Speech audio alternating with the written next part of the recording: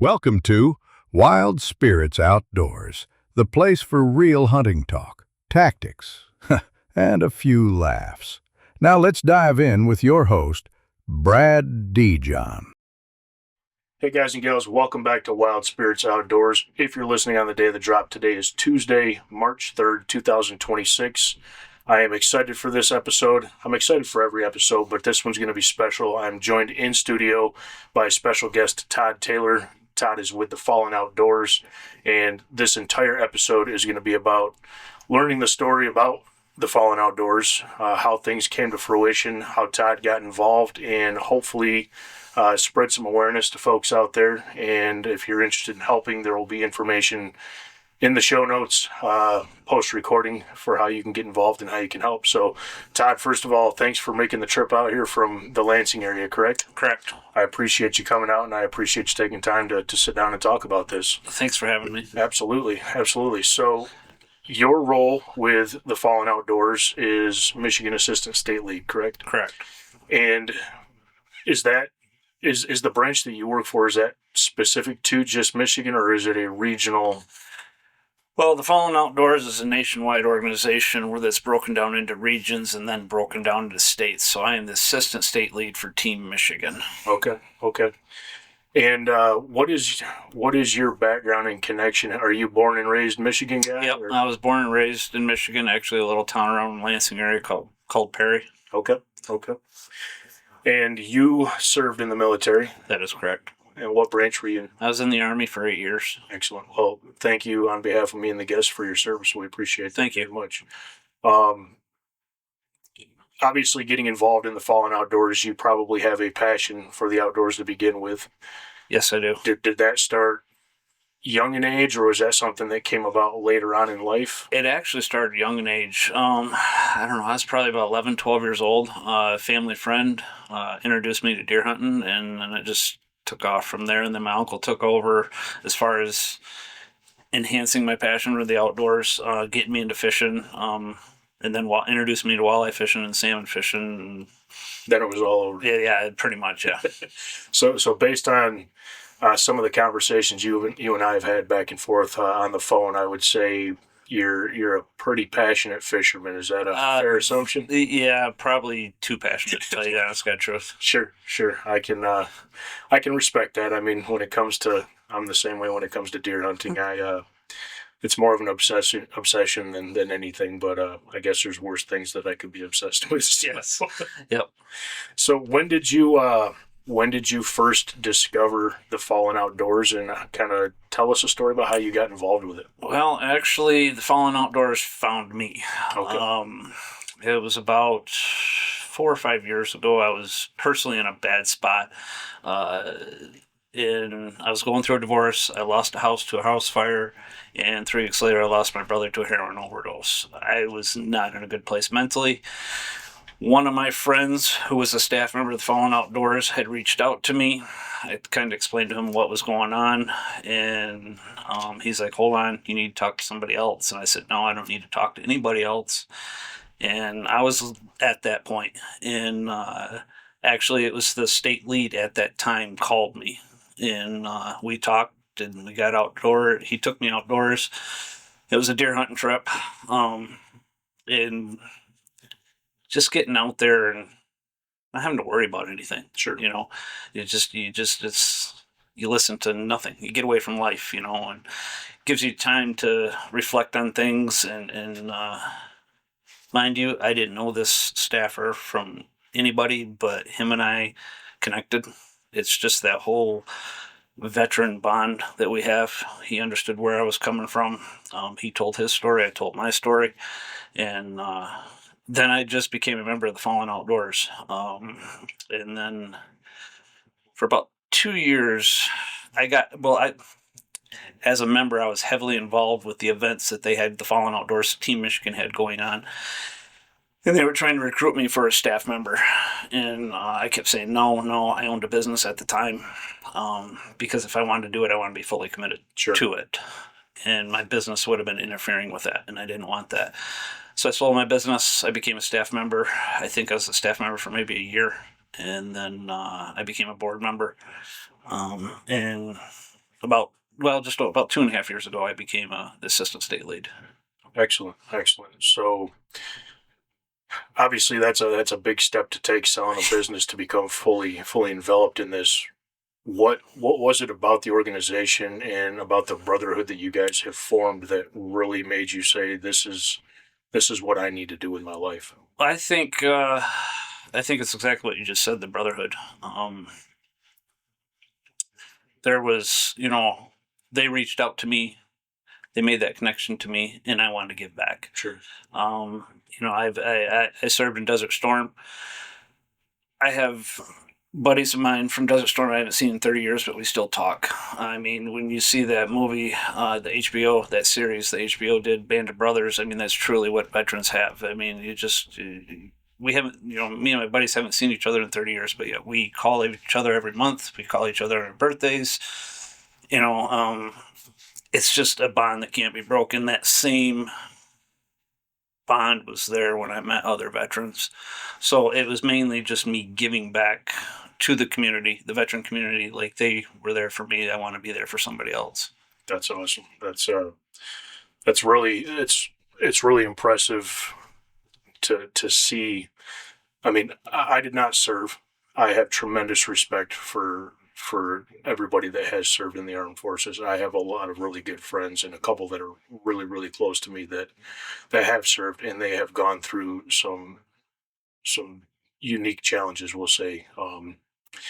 Not so much, I guess one thing, and this is coming from somebody, like I said, who hasn't served, but everybody that I know, that I talk to, when they're actually in active duty, or they're actually in it, it's just another day at the office. It's something that is hard for them to explain. Is when I'm in, and every day is just every day. That's just the way life is when I'm in. It's the challenges when I get out, and there's not that structure, and there's not that, I don't know what my daily tasks are, and trying to just roll back into a civilian lifestyle can be very, very challenging, from what I've been told from some of my friends. And you're exactly right.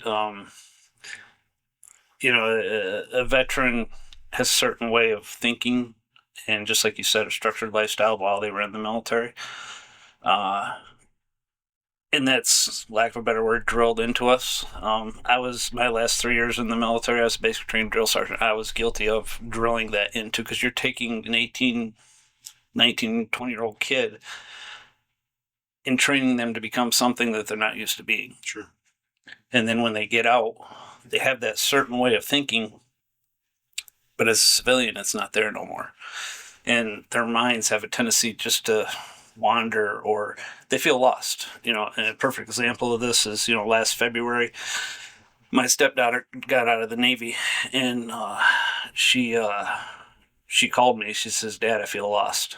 And I says, "That's understandable." I says, you're so used to living this structured life, and you knew exactly what you were doing every day, just like you said.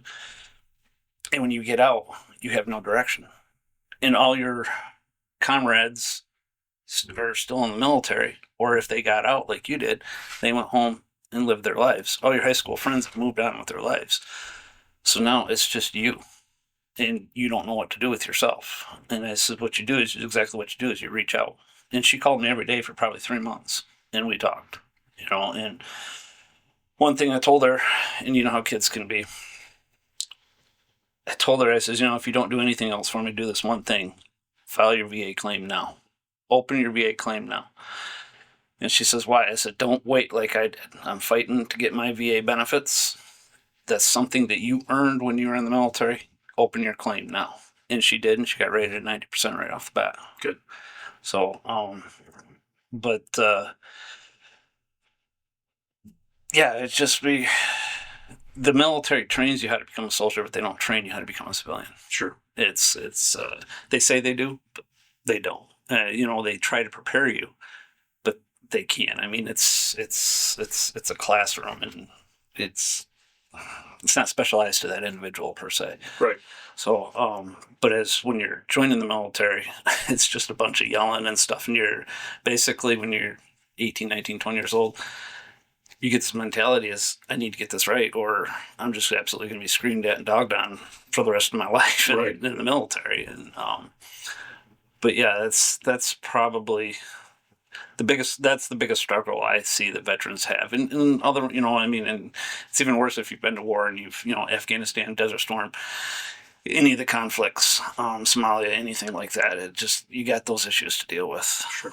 So No, and again, going back to the amount of respect I have to to volunteer for something like that and to go through that, and it's a necessary evil, kind. I mean, you can't just take an 18-year-old kid and hand him a a gun and say, all right, go serve your country. You have to teach them what they need to do in order to do that. correct. But like you said, when it's time to go and it's time to be done with that, um, I think it would probably take significantly longer than they allow for that to fully be regimented. And then even at that, I don't know if you can truly get that back into somebody without them getting back into that regular lifestyle and working through it. And that's where organizations such as yours are very, very important in helping that and creating a channel for people to vent in, to escape into, to be able to talk to other people that understand what they're coming from. I can talk to my friends and try to understand, but at the end of the day, I mean, I cannot understand. I can definitely empathize and show compassion to what they're going through, but I can't truly understand it because I wasn't there. So, Right. um, when I guess looking at the falling outdoors and then looking at the outdoors, what is the culmination of those two being joined together? What does that mean to you on a personal level? Well, it's just, kind of touched on in the beginning. It's just the one, you get away from the daily rigors of life. I mean, when you're sitting in the outdoors, whether you're out walleye fishing or salmon fishing or sitting in a tree stand, you just have time to reflect on life. Even the bad stuff. I mean, sometimes where did I go wrong? And I just had this conversation, believe it or not, last night with somebody who has a drinking problem. In he says I'm mad at myself. How do I deal with this? And that's just it. When you're outdoors, you kind of do a self evaluation. At least I do a self evaluation of yourself and the good with the bad. Sure. And it just it kind of accept the serenity, and accept the things I cannot change. But it's I don't know. It's just kind of it's peaceful. And it goes back to just not have to worry about nothing. Sure. And everybody deals with it a different way. Unfortunately, a lot of veterans have alcoholism problems, and that's how they deal with it. The problem is that problem's still there the next day. But getting in the outdoors, the problem's still there when you get back to the real world, as I say, because you're not in your little bubble of being in the outdoors.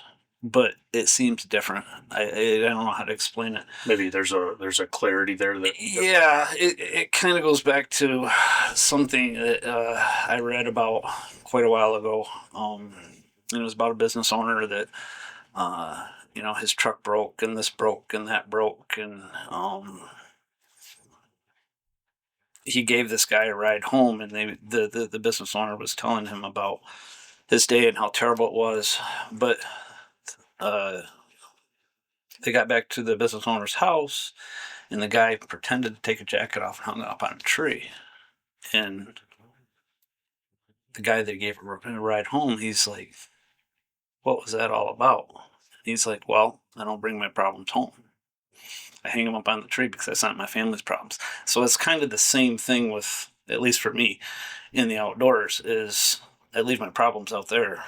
And I try not to bring it home to my family, and it just makes me able to function better and deal with the issues that I have personally. So, and that's another thing, with being a staff member, we're here for other veterans to talk to, whether it's on the phone, getting outdoors, but it's therapeutic for our staff members also. Every single one of our staff members have issues. I shouldn't say it that way, but I mean, we have our own demons that we deal with, and it's therapeutic for us. And we're not looking for a praise or, you know, in all of us staff members are volunteers. We don't get paid a dime. Um, we can get compensated for our fuel cost in the boat, but like myself, I don't do that. I don't care. That's not what it's about.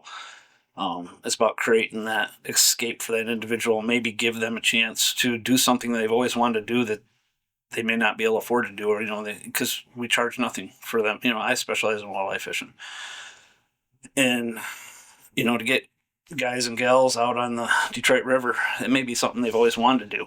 Yep. And all they got to do is get there and have a license. I carry a Canadian license. Sometimes I go Canadian waters. If they don't want to buy a Canadian license, okay, but stay in U.S. waters. But it gives them a chance to do something maybe they wouldn't want, or they just need to talk. Sure. My boat, I can't tell you how many tears have been shed on that boat. On my part, their part, hugs, and I've taken brothers and sisters out fishing, and we don't know each other, but we talk like we're best friends. Sure. And it goes back to that bond. Been there, done that thing. Yeah. No, that's powerful, and it reminds me. So 2 weeks ago, I had a gentleman from the UP join me remote for an episode, and one of the things we talked about from a parent-child standpoint was some of the most honest and meaningful conversations you can have with your own child are they happen in the woods, or they happen on a boat, or they happen out in nature. And it's just, there's something about being out there that brings that out. And it's probably very similar when you put that same setting together with two total strangers that have that same common bond, where they feel, hey, I can talk to this guy. He's going to understand what I'm going through. And the environment you put him in kind of creates an avenue for that conversation to really flourish and make a difference in how they feel about things. Oh, it definitely does. I've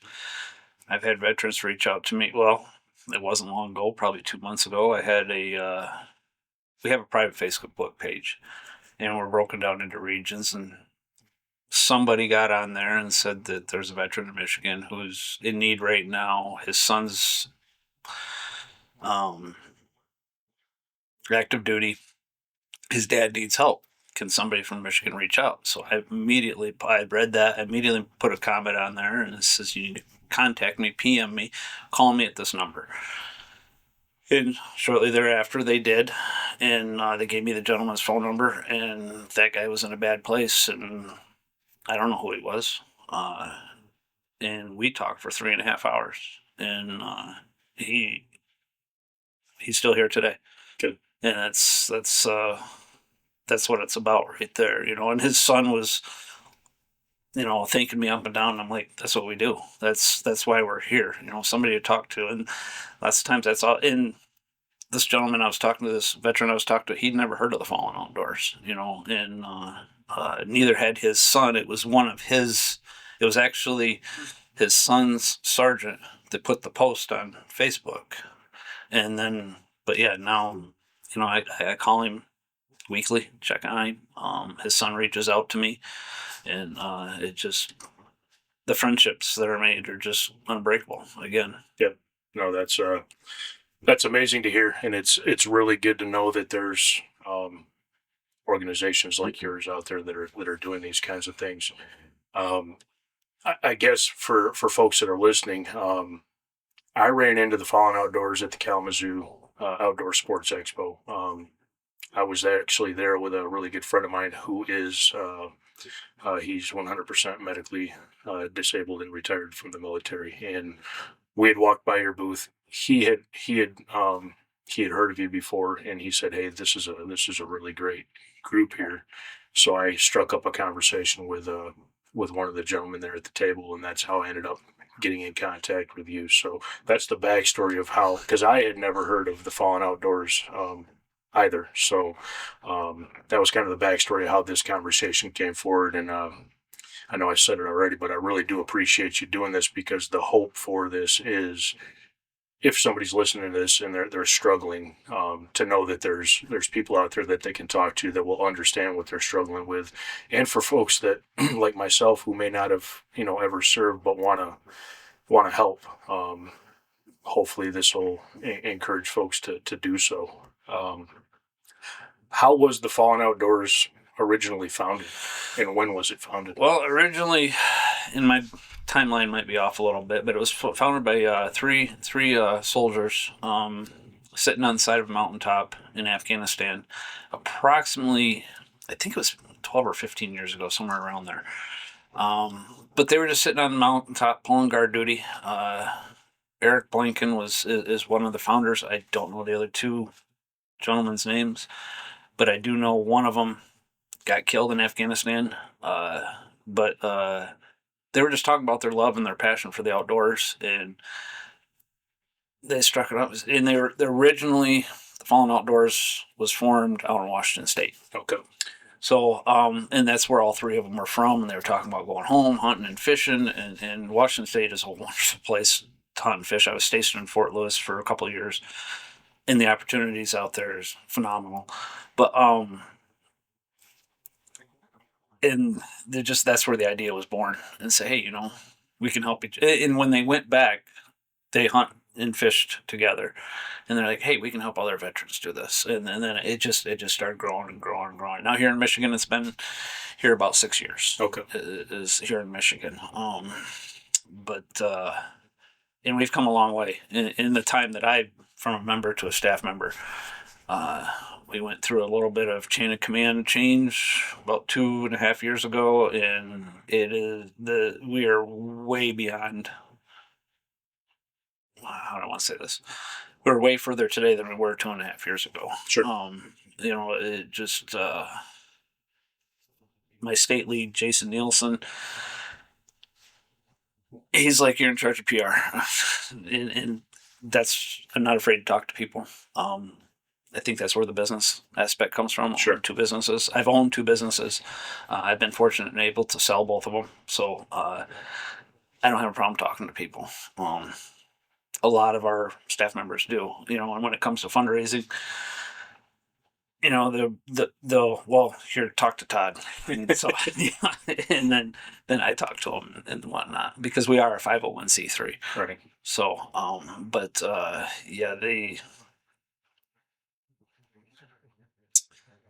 that's pretty much how the Fallen Outdoors was established and organized, and it's growing every year. One of our number one sponsors at the national level is Grizzly Smokeless Tobacco. They sponsor Ty Dillon in NASCAR. They have put our Fallen Outdoors symbol and Fallen Outdoors on his car for the Daytona 500 last year and this year. And I think they did 6 races last year, and I'm not sure how many they're doing this year, but it's pretty cool to see that on TV. The Fallen Outdoors, It's got to make you feel good to see that. It does. You're making my mouth water a little bit too, coming from a guy who chewed grizzly wintergreen from the time he was like 15 until about 3 years ago. So yeah, I'm not a grizzly guy. I'm a Kodiak guy, but in Grizzly's been a great sponsor of ours at the Fallen Outdoors at the national level. We do there's the Fallen Outdoors does a walleye fishing event down in Ohio. There's 7 states from the Fallen Outdoors that are there. Last year, Grizzly came and recorded a video there. And they were on our boat. When I say our boat, me and Terry, we fish together all the time. And they were recording the whole thing. And it was that particular day we had, to include Terry and I, there were 6 veterans on that boat. And we put 36 walleye in that boat in 2.5 hours. And wow. I looked at Terry and I said, I'm whipped. I'm so tired of running lines. And there were times we had 3-4 fish on, and that cameraman was right there getting everything. And it finally came out. I guess it's around Christmas time when they finally got it edited out, everything. And Unfortunately, there's just this little clip of me and Terry, but it is still pretty cool that they were on our boat and stuff. And but yeah, that's a great event. It's cool that you guys went on such a tear on the fish too while they were on the boat. Yeah, I was so tired. And Terry and I are very dedicated to what we do, and I met Terry through the Fallen Outdoors. I was a staff member. He was just a member, and I was doing a deer hunt. Back when I deer hunted, I don't deer hunt so much anymore. But we were getting him on a deer hunt, and him and I clicked. And if you look at his life and my life, they're almost parallel to one another. He lost his mom, very similar to how I lost my mom. His brother passed away, very similar to the way my brother passed away. And we've just got a bond that will never be broke. Right. He calls me every day. We talk on the phone every single day, and he lives down in Romulus. It's not an hour and 15 minutes from me, but he's like, dude, I need to talk. All right, let's talk. And I do the same thing with him. So but yeah, and just another great friendship made through the Fallen Outdoors, but another veteran, and he was in the Navy, so we poke at each other all the time.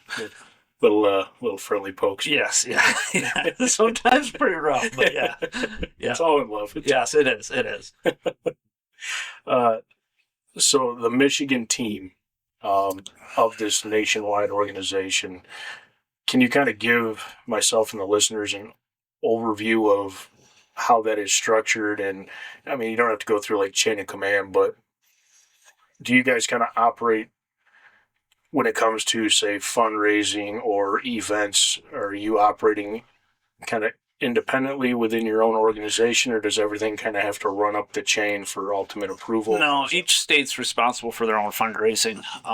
So here in Michigan, our number one fundraiser is our annual banquet we have every year.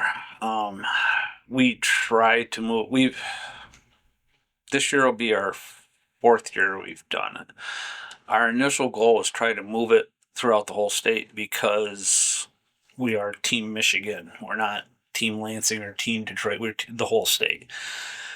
I will admit, as far as staff members, we're weak on the west side of the state. That is another job of mine, is to get staff members. I'm working on that. So, but what we found is you really need, because the banquet becomes such a big event that you really need 2 staff members in the same area to be able to organize everything. So not all the responsibility and the weight falls on one individual, and or somebody doesn't have to drive an hour or whatever to help that individual with the banquet, the organizing of the banquet. Now, as far as because we have raffles, and I would say 95% of those items that we raffle off are donated. That becomes the responsibility of all the staff members. We do ask the staff members to go out and get donations. And we do require, and this may sound a little harsh, but we do require that the staff members send out at least 3 emails to businesses. And those get reported to our state lead. Excuse me. Just to make sure they're involved. Sure. We do have requirements for our staff members that they have to meet annually. And that's one of them here in the state of Michigan that we've made. It's just to make sure that they're involved with what's going on. It's not feasible for all the staff members to be at the banquet. It's just like events we have, we don't require staff members. Is it nice? Yeah, it's great. There are 5 of us board members. Us board members are required to do a lot more. We do require all our board members to be at the banquet. If at all possible, to be at each big event that we have. Does it always happen? Not always. I mean, we still have lives. Sure. I would have to say 90% of us have full-time jobs. A few don't. And even then, our staff members are not rich. They do it for the love of doing it. Like I said before, we don't get paid to do this. So we have a staff member that lives in Dowagiac. We can't ask him to drive all the way to Lake Sinclair. And he's a limited income staff member.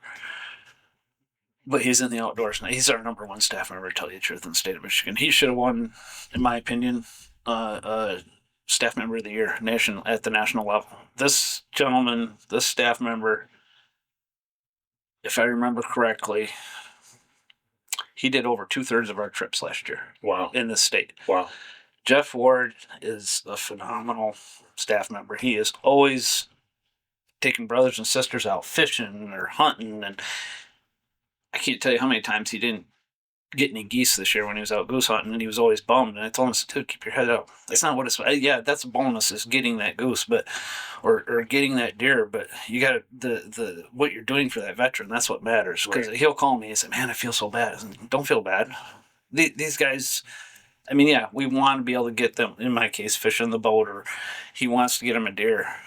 But that's why they call it hunting and fishing, not killing and shooting, or killing and catching. Yes. And I've heard it before, because one of my goals, especially when I became a board member, was to unite with these other veteran groups in the state of Michigan. There are some phenomenal ones here in the state of Michigan. Beforehand, what I witnessed is they were button heads. And we can't do that. We're after the same goal. Sure. Let's work together and get our brothers and sisters outdoors. The other two other veteran organizations that I work with quite often, they're both run by civilians, but they're phenomenal people, and we do events with them, and we did an event back in, I think it was November, on Saginaw Bay. And I think there was only 6 walleye caught that day. And there were 10 boats out. And roughly every boat has 2 to 3 veterans on there. So we had, 20 to 30 veterans out. Terry's boat, and I was on a different boat than my buddy Terry. Terry's boat and my boat, and caught the majority of the fish. And one other boat caught 1 fish. And I could hear a lot of the boat captains say, "Man, sorry I didn't get you no fish." And all our boat captains are volunteers also. They're people that want to give back to the veterans, and we reach out to them, and I'll take guys out, I'll take gals out. But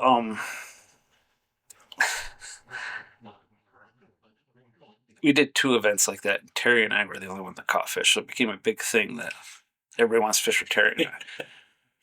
But where was I going with this?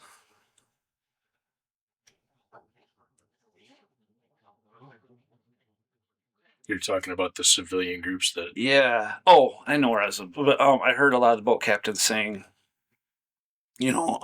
sorry we didn't catch no fish. And every response out of every single veteran was the exact same thing. I don't care if you're caught any fish. I got out in the water. Yeah. And it's the same thing going out hunting. It's getting out there. It goes back to you're getting away from life. I don't have nothing to think about. Yeah. The pressure actually comes on those boat captains, of getting them fish. At least that's how we look at it. And I'll be honest, there's not very many times that Terry and I go out fishing and we don't catch fish. We do fish the Michigan Walleye Tour. There's a reason why we fish the Walleye Tour. We have all the gear. And that's another thing. All they got to do is have a license and get there. Right. That's all they don't have to have a pole. They don't have to have, if we're on the Detroit River jigs, or if we're trolling for walleye, they don't need the crankbaits. We have all that gear. We've got great sponsors that sponsor us for that. And we couldn't do what we do if it wasn't for our sponsors and also staff. Our sponsors are huge. We were able to do something this year that we've never done before in the state of Michigan. We've got 4 or 5 major sponsors that have been with us since day one. Anytime we went and asked them for something, they would donate. This year, right before Christmas, this was our state lead's idea. And I thought it was phenomenal because I'm huge on this. Jason got a hold of me and he says, "What do you think about giving back to our sponsors?" I'm like, "What are you talking about?" I says, "The money raised all goes back to veterans." He says it will go back to veterans. What do you say, beginning of December, we spent $500 with each one of our major sponsors have been with us from the day one, because they've always given to us. It's time for us to give back. And I says, you're exactly right. Can we afford it? He says, yes, it's in the budget. I said, okay, what are we going to do with the plastics and the crankbaits and everything that we get? And he says, we're going to give them back to veterans. I said, let's do it. Let's pull the trigger. Let's do it. So then we took it to the board. We voted on it. And of course, it got approved. But that's always a big thing, is you always give back to the ones who support you. Sure. And Thump on Plastics. That guy has been with us since day one, and that's his small business, and I was a small business owner. And without them, we couldn't operate, Right. It just, Doc's Tackle's another one, and he's actually a staff member, but he makes jigs and ice fishing jigs, and they're all American made products. I mean, what a better thing to give a veteran. Absolutely. And my crankbait, custom crankbait guy, he's actually from Indiana, but wonderful guy. I can call him at any time, and he say, I'll make it for you. And he's made us custom lures just for the fallen outdoors. Another good sponsor of ours is Great Lakes Firearms. They've made guns for us for our banquet to raffle off, and they're one-of-a-kind guns. They flat out said no, another one will never be made. That's cool. And for the most part, that money stays here in Michigan. So we're helping small businesses at the same time. So they support us, we support them. Yeah. No, that's really, really cool. And it's great to hear that you have sponsors that are that dug in and are like, no, we 100% believe in what you guys are doing, and for you guys to give back to them, I think is a testimony to how much the relationship means to one another. So, yeah, it when Jason came to me and said that, and I was like, yes, we're finally able to do that. And because I had kind of brought that up a couple of years ago, but financially we weren't able to do it. And with our banquets and other fundraising and events that we do, we were able to do that this year. Yeah. And being a 501c3, you have to spend most of the money that you have by the end of the year. And I mean, just what a perfect way. And I know for a fact 3 of the sponsors, I darn near broke down in tears. It just came at a perfect time. I mean, what a better time to do something that around Christmas? Sure. And our crankbait guy, he's getting ready to do the indoor shows, and he's flooding out all this money to make crankbaits that he doesn't know if he's going to get money back on. But it was perfect for him. Yeah. So it's Little T Custom Baits. He's amazing. I won't fish with him to know when it comes to crankbaits, but yeah, it's we couldn't do it without our sponsors. That's really, really cool. So the annual banquet, the annual banquet, is that held like the same time every year? Well, typically, yes. This year we made a slight adjustment. Typically it's held in August. Our last one wasn't the greatest, to be honest. We were hoping around 250, 300 people. I think we had 125 show up. Everybody's bummed about it, but like I tell them, and maybe I'm the optimistic person of all this. It is what it is. Let's run with it. Let's, we'll make the best of what we got. That's right. And the thing is, excuse me, this past year's 2025s was up in the Saginaw area. The year before it was down in Detroit. And so that the one in Detroit would have been our second one. In Detroit, I think we brought in right around $12,000. And it was funny because the staff members running Saginaw, we're going to triple that. It felt like the TV show Gold Rush, they were competing with each other. You know what? Hope you do. I don't think you will, but I hope you do. Sure. They didn't, but about the same.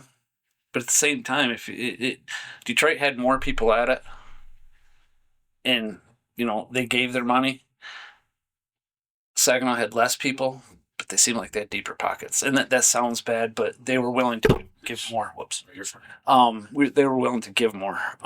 And once again, like I said, it was about the same dollar amount. So we didn't lose nothing. Right. This year, I don't quite agree with when we're having it because it's coming up in April. I'd have to look at my calendar, but I want to say it's the next to last weekend in April. Okay. But I told him, I said, Dave, why did you schedule it during turkey season? The heart of jigging and walleye season, we need to have it in March when everybody's got cabin fever. Yeah. They're itching to get out because we have great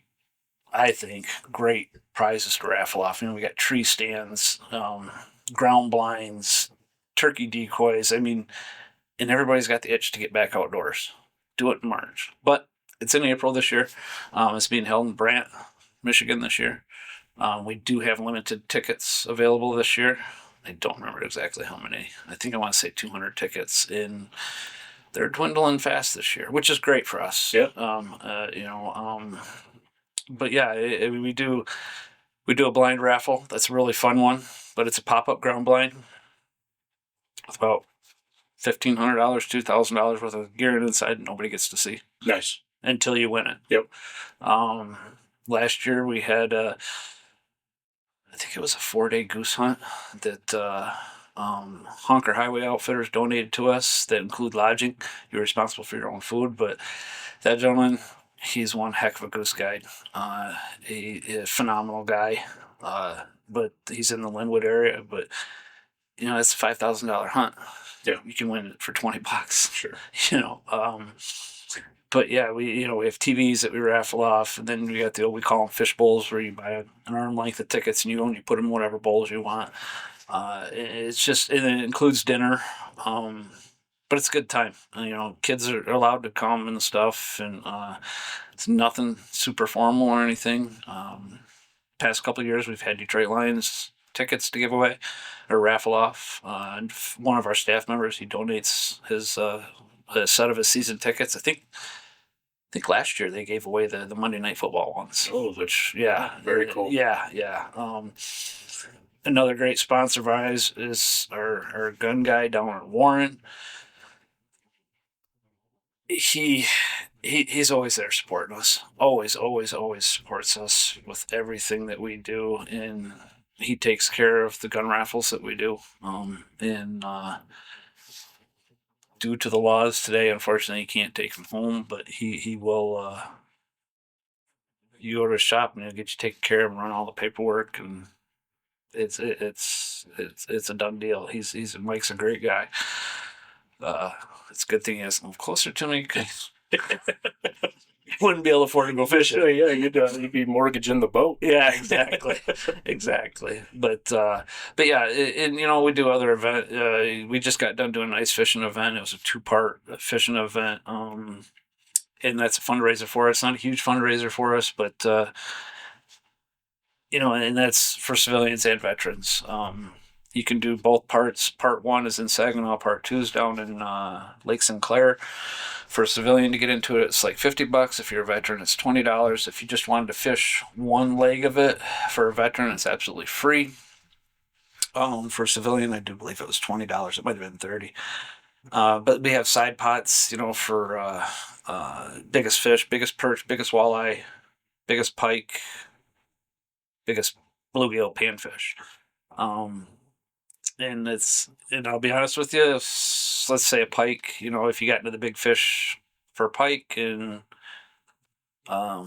nobody catches a pike, that money does go back to the organization, Fallen Outdoors, Team Michigan.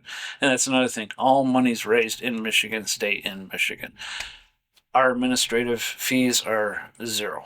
So if we get a $5 donation or a $1,000 donation, it goes back to veterans one way or another. It might be a ground blind that we purchase that allows them to hunt out of. Sure. Tree stand or whatever. Even ammo.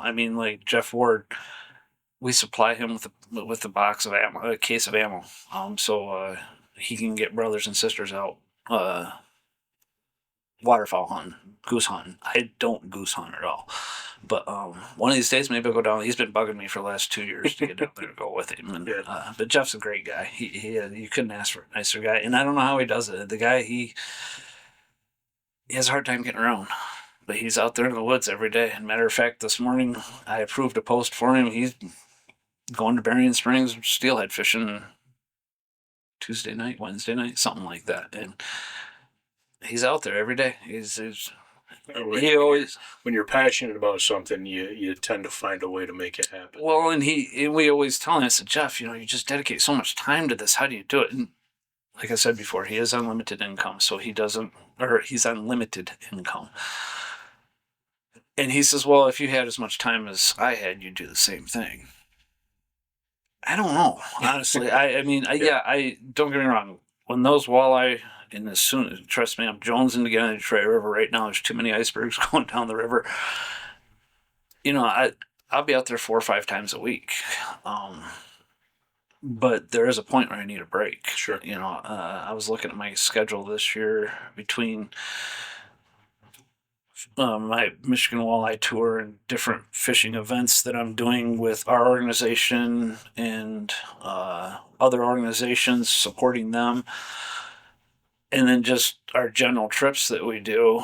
There's a point where 3 weeks straight I'm on the water, and I'm like, there comes a point where you just need to take a break. Oh yeah, I get it. But Jeff, he's out there all the time. It doesn't matter what it is, and he'll always be our staff member of the year. It's going to take a lot for somebody to beat him. Yeah. And just, he's a great guy. Great guy. That's awesome. The banquet is open to public? Yes, the banquet is open to public. I'll have to look it up. I think previous year, the tickets were $50. That included your meal. And then entry into the grand prize drawing, which is usually a specific made gun for us. It's a one of a kind, made by Great Lake Firearms. Typically, not always, but it is always a nice gun. And then we have, you can purchase a whole table. I'm trying to remember how they label it. I think they're the platinum level, gold level, and silver level. Depends on the dollar amount. I don't remember the dollar amounts off the top of my head. Well, I want to say platinum's like $5,000 donation, but that includes your table, your meal, entry into special drawings, and that table gets its own custom gun. Last year, I want to say it was made by Henry. And I can't remember exactly what it was. It was absolutely gorgeous, though. It had inlay done in it, and it was real nice. And then the gold level, I want to say, is $2,500, and the silver is like $1,000 in the table. And there's special things that you get that nobody else gets because you committed that money. Sure. And a table consists of 8 seats. Okay. So, in everything's included with that. Your entry fee, I think this year it's either $25 or $35. I should have looked into that a little bit more through the flyers, but that, like I said, that includes your meal, which always, I don't know if it will this year, because it's in the past it was either choice of walleye. What was it last year? I know there was walleye because I was tasked with providing. Well, I shouldn't say we, Terry, myself, and Jason, because we all fished the Michigan Walleye Tour together, were tasked with providing 250 pounds of walleye for the banquet, which we met. That's a lot of fish. I was supposed to say you guys were busy. Yeah. But with it being in April this year, I'm not going to have time to stack up that kind of walleye in my freezer. I don't know what the menu is this year, but it includes 2 years ago was probably one of the best banquets I think we ever did. It was down in Chesterfield.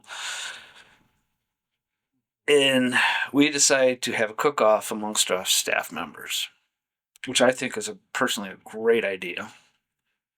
And we did pulled pork and macaroni and cheese were the 2 items or categories that staff members could get into if they wanted to, and they cooked it, and that's what was served. And then the attendees voted on which they liked best. Whoever won, I think it was like a $100 gift certificate and then a plaque and bragging rights for the year, obviously.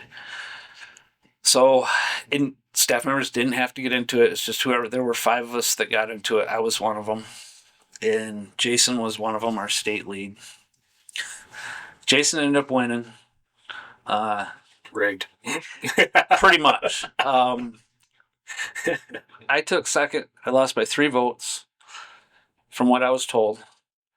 And then I later found out, because at the time I had a pretty big family with my wife at the time and then her kids. So I would always buy a table 8. Nobody at my table voted. And I'm like, guys, really? Help a brother out. Exactly. I'm like, I could have won.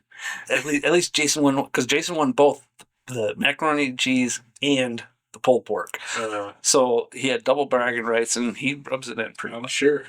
But yeah, I was like, guys, really? At least let me take one from him. But it was a good time. I mean, here's the business aspect. There was no money out of the TFO's pocket. That's short for Fallen Outdoors, by the way. There was no money. The staff member purchased the pork butt or pork shoulder or whatever they were just chose to cook, and it was a friendly competition, and everybody was happy to get out. Sure. And if somebody didn't like this pulled pork, there was another one to try. And I just thought it was a great idea. I mean, just no expenses out of our pocket. Anyway, we can keep our costs down, the more money we make in the end. Yep. Then it was just like I said, it was a great time with that. But I don't know what the menu is this year. It is being held in Brant. I can look it up, see what the tickets are.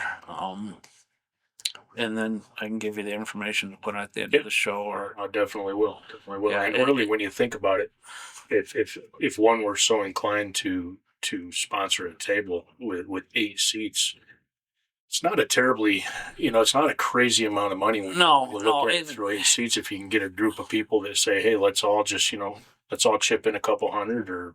And normally it's we do get some unions, usually like our platinum sponsors. They're, last year 2 unions, electrical unions in the Saginaw area got involved and purchased those. And, it's same time it's tax write-off. Yeah. Yep. We can provide that tax form also, which helps them, helps us. Yep. And to tell you the truth, the more platinum and gold, and you can just buy a table. So, and I'm just going to use $50 as, previous years. So 8 seats, 50, for $400, you get 8 seats, and you get your own special drawing that you're in with there too. It's not a gun. Sure. It's the platinum, silver, and gold, or I said it wrong, but platinum, gold, and silver that get even higher up. Sure. As far as what they're guaranteed to get. It's the more we get, the better the banquet, because that money goes back into the banquet, to tell you the truth. Better prizes, and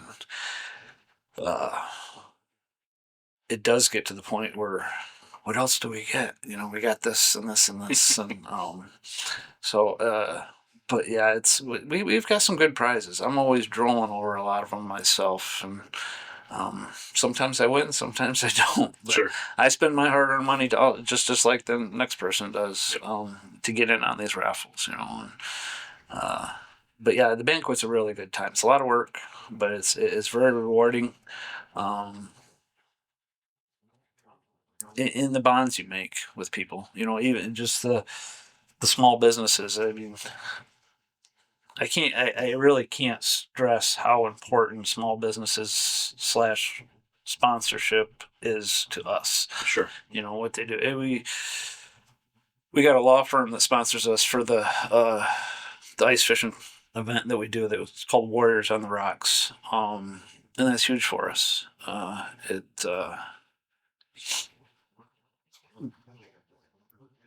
And at the same time, if we need a consultant with him about something on a personal level, Sure. he will consult with us. But, it just, small businesses supporting us is I can't stress the importance of it and how good it makes me feel that they do that, especially me being a small business owner previously being a small business owner, to be able to do that, because small businesses work their tails off. Yep. They can't always afford it, but to be able to find that extra money to be able to help us out, to me means a lot. Yeah. That's really, really cool. And it's that kind of stuff seems to come back around. I truly believe in that. So Well, and tell you the truth, going back to what I said we were able to do around Christmas time, Yeah. that was starting to come around full circle. Yeah. Yeah. For what they were doing for us, we were able to give back to them. Yeah.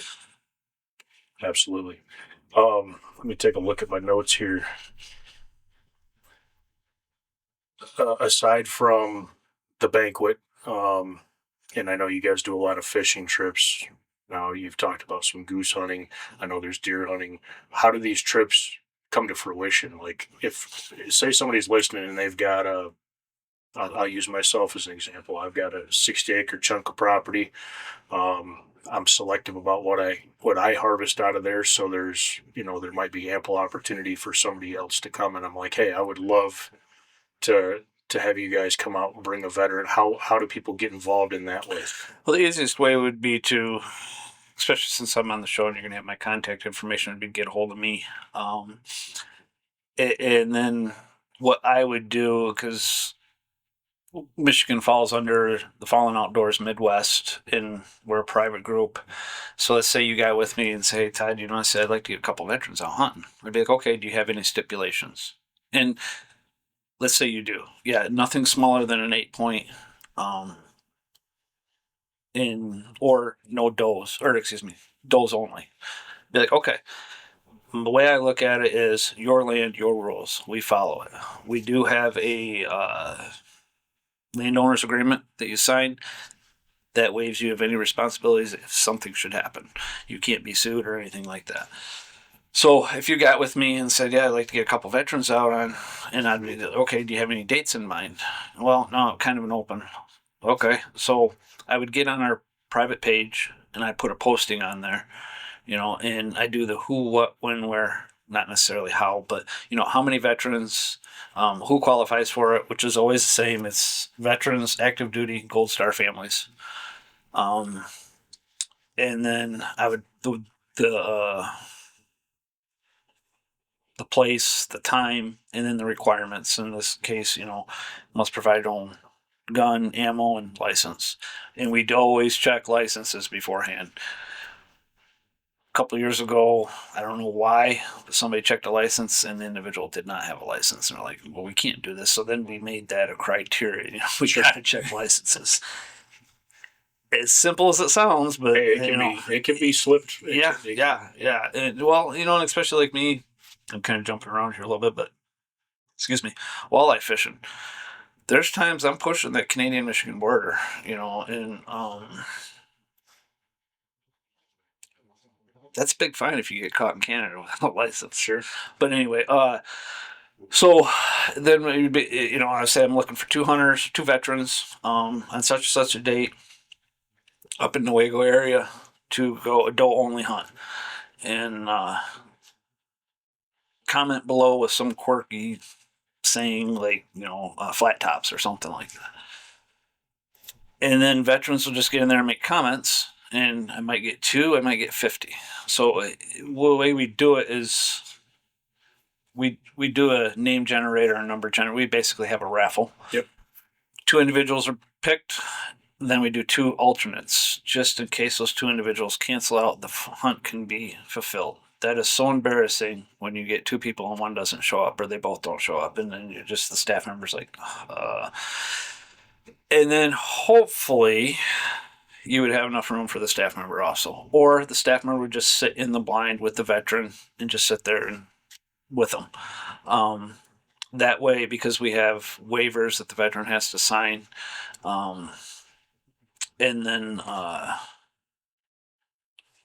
yeah, that's the gist of it. And let's say you had 60 acres and you were letting us hunt it all year long, and as you know, every Michigan deer hunter knows, trying to find land in the state of Michigan to deer hunt is near impossible. ultimately, that's one of our goals, is to be able to get 2 or 3 leases throughout the state. And we want to lock those in for like 5 years. Ain't gonna tell them a lie. Because of who we are, veterans, we don't want to pay full price, because lease land can be expensive, especially for the way we want to do it. We were looking at leasing it for a 5-year lease, maybe get a discounted price, but then offer a tax write-off form in lieu of the remaining, or maybe even just tax write-off form would be enough. Sure. And then,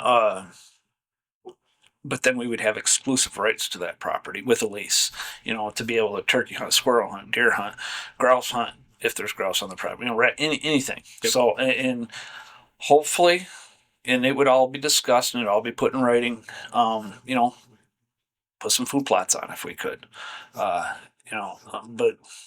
basically the land would be like a lease is. Yeah. But with the respect that it is the landowners, and there is always be a staff member on the property. I'll say 99% of the time. Just so that staff member, everything knows that everything goes right. It's supposed to go like it's supposed to. We have done times where, and I've done it before, where, okay, I can't be there, but I'll be there to get the hunter set up, right, the proper form signed, make sure everything's okay with the landowner, and then I have to leave and let the hunt. And then if there's any problems, the landowner has my number. So do the veterans. They can get a hold of me and stuff. And then myself, even after they leave for the evening or whatever, I'll go back and follow up with the landowner. Were there any problems? They didn't trash anything, did they? And stuff. And if you are a no call, no show as a veteran for one of these trips, you do get put on a blacklist. I mean, there's so much time and effort put in behind the scenes that members don't see. Yeah. That when they don't show up, like I said earlier, it's embarrassing. It doesn't look good for the future with that hunter. So there is a blacklist. It's the first time 6 months, second time is a year, and third time you're banned for life. From going on the events, not from being a member. Right? Correct. Yes. Yeah. There's so much time put in for these things, and then for you to back out. Now, we realize life happens. Sure. To me, no call, no show shows disrespect. But at the same time, your child got hurt and has to go to the hospital. Right. But at least call later on or shoot a text, something, and say, hey, I had a family emergency. Sorry I wasn't able to make it.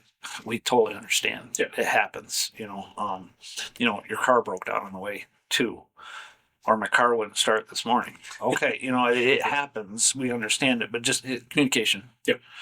That's what it all boils down to. Yep. And it's helpful for the folks that are trying to help you guys put this together too, because it would be disappointing for a landowner to really get excited about doing this, and then nobody shows up. You're like, oh man, yeah. I was feeling really good that I was doing something really great, and then nobody came. So yeah, and sometimes we've had a couple instances where we've had landowners allow us to bring vets out, and they just go all out. I mean, it's like their grandkids came home, or you're home on leave. You come home and they have full spread meal, and well, that's not. You don't have to do that. Well, I know, but I want to. Sure. Okay. All right. I can't say no to it, obviously, but yeah, they really enjoy doing it and stuff, and giving back. And it's kind of cool. I remember one time we had she was an elderly lady, and she brought cookies right off to the blind to everybody. We're out there hunting, and she's walking around, and she comes. Yeah. And the thing is they're my favorite. They were warm chocolate chip cookies. So I was just like, really? I felt like saying, "Where's my glass of milk?" But but yeah, that was. I won't forget that. That was pretty cool. That's very, very cool. So for active duty veterans, Gold Star families out there that wanna join, how does that work for them? So basically, you get on Facebook, and you up in the search bar type in the Fallen Outdoors for Michigan, type Midwest, and it'll bring you to a private page, and it'll ask you some questions just to verify you're a veteran. You don't have to show your DD-214, but it'll just be some general questions, and that's it. It costs absolutely nothing to sign up. I do have a pamphlet here with me today. I don't know if you'll be able to, and you probably can. I'm not very tech savvy. You guys are, but I'm about as tech savvy as an Amish person, but I'm not I'm figuring worse. it out. I'm worse. But I do have a QR code for the Midwest. This pamphlet does have the 4 regions in it, and you can sign up for any region. And that's another great thing about the Fallen Outdoors. You can network with other regions. I mean, I've been to Florida, taking a vacation. I'll get onto the southern page and say, hey, I'm coming to Florida for a week. Anybody give me any leads on a charter boat in the Gulf of Mexico or Gulf of America, whatever you want to call it. And people will pop up, say, yeah, come. And I've been fishing on the Gulf of Mexico twice free of charge, and lo and behold, the state lead down there is a charter boat captain. I've been to Iowa antelope hunting, no cost other than a license, and me getting there. Sure. But I was already going out there anyway. But you can network with other regions, and every year the East Coast region, they give away a tuna trip. I haven't won that yet, but it's and I've been tuna fishing before, but it's checking those things off your bucket list. You may not to. One that I've been just jonesing to get, and Team Alaska does it as a fundraiser, and rightfully so. They get the governor's hunt up there. The last 2 years, I do believe, they did a Kodiak bear hunt. Wow, there you go. And it's on Kodiak Island. Guides covered. They give you win a gun also. I don't know the caliber of it, but it's big enough to kill one of those Kodiaks. And then they also, it's either $1,500 or $2,000 cash they give you for airfare. And don't get me wrong, it's $100 a ticket, but this is a $50,000 package. It's a once in a lifetime hunt. Yeah, exactly. It's the governor's. I think this year they did the caribou. Okay. But I mean, it's just okay. I throw $1,000 at it every time, but I mean, if you win a trip like that for $1,000, sure, it's so worth it to me. But Team Alaska, they do some pretty amazing hunts up there, but they've got some. They've got a little leg up on some of the rest of us. So. Yeah. But a lot of states, one of my bucket list items is to hunt razorback boars, and one of these days I'll get down to Arkansas and do it, and I'll utilize TFO to help me do that. Sure. I don't expect it to be free, but guide me in the right way, or somebody that they've experienced with before, so I have the lifetime experience. Yep. I've always wanted to hunt razorbacks. I've been pig hunting before, but no, nothing like them razorbacks. No, that's really cool. And that Alaska one, man, I just did an episode on the North American Grand Slam, which is all 29 of the North American big game species, and about every one of those is a bucket list hunt outside of a few of those animals, and a couple of them obviously take place in Alaska. Yeah. I've been to Alaska before, but never. I've panned some gold up there just for fun. Did you? And I have a little vial of it that I happened to find. My father-in-law at the time, I think he cheated a little bit, but he owns a gold mine up there. He does the big time gold mining. Okay. But he was like, yeah, go pan over there. So I have a feeling that he kind of set it up. But that was a bucket list of mine, is to pan some gold, and I did. And it's, I don't know, gold prices keep going up. I might sell it. I don't know. I think it's over $5,000 an ounce now. We're pushing it.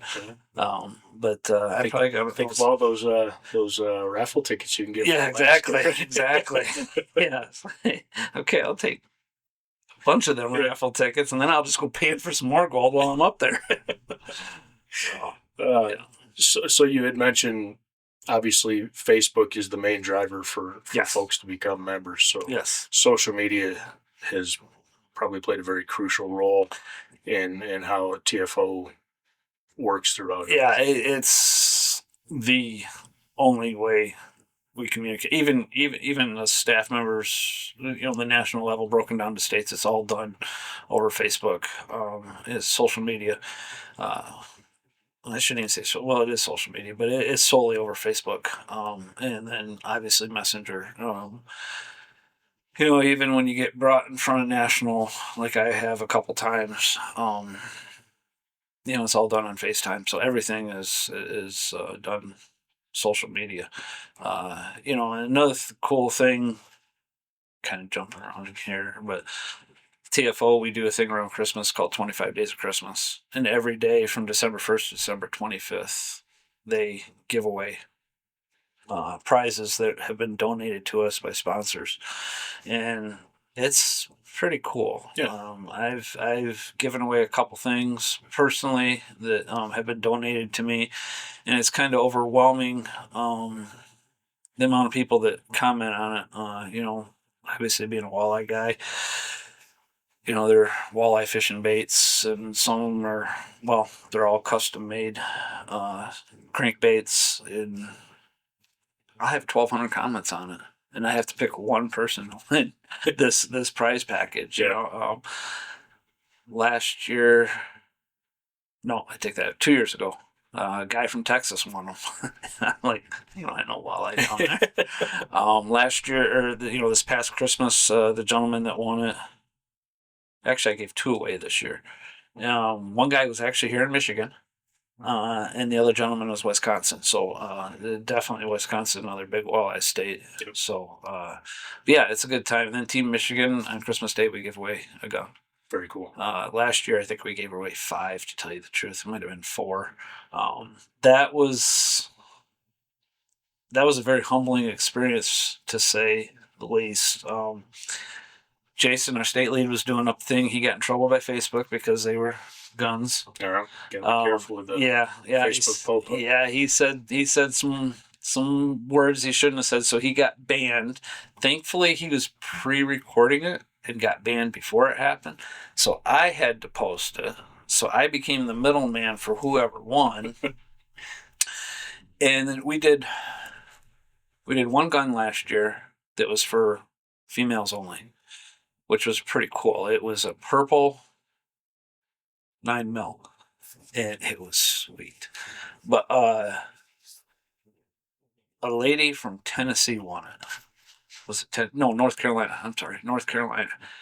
And she had lost her house to the floods down there. And she said to me, this couldn't have come at a better time to lift my morale. And she was telling me how FEMA wasn't stepping up to the plate, and blah, blah, blah. So I told her, I says, well, have you thought about writing your congressman?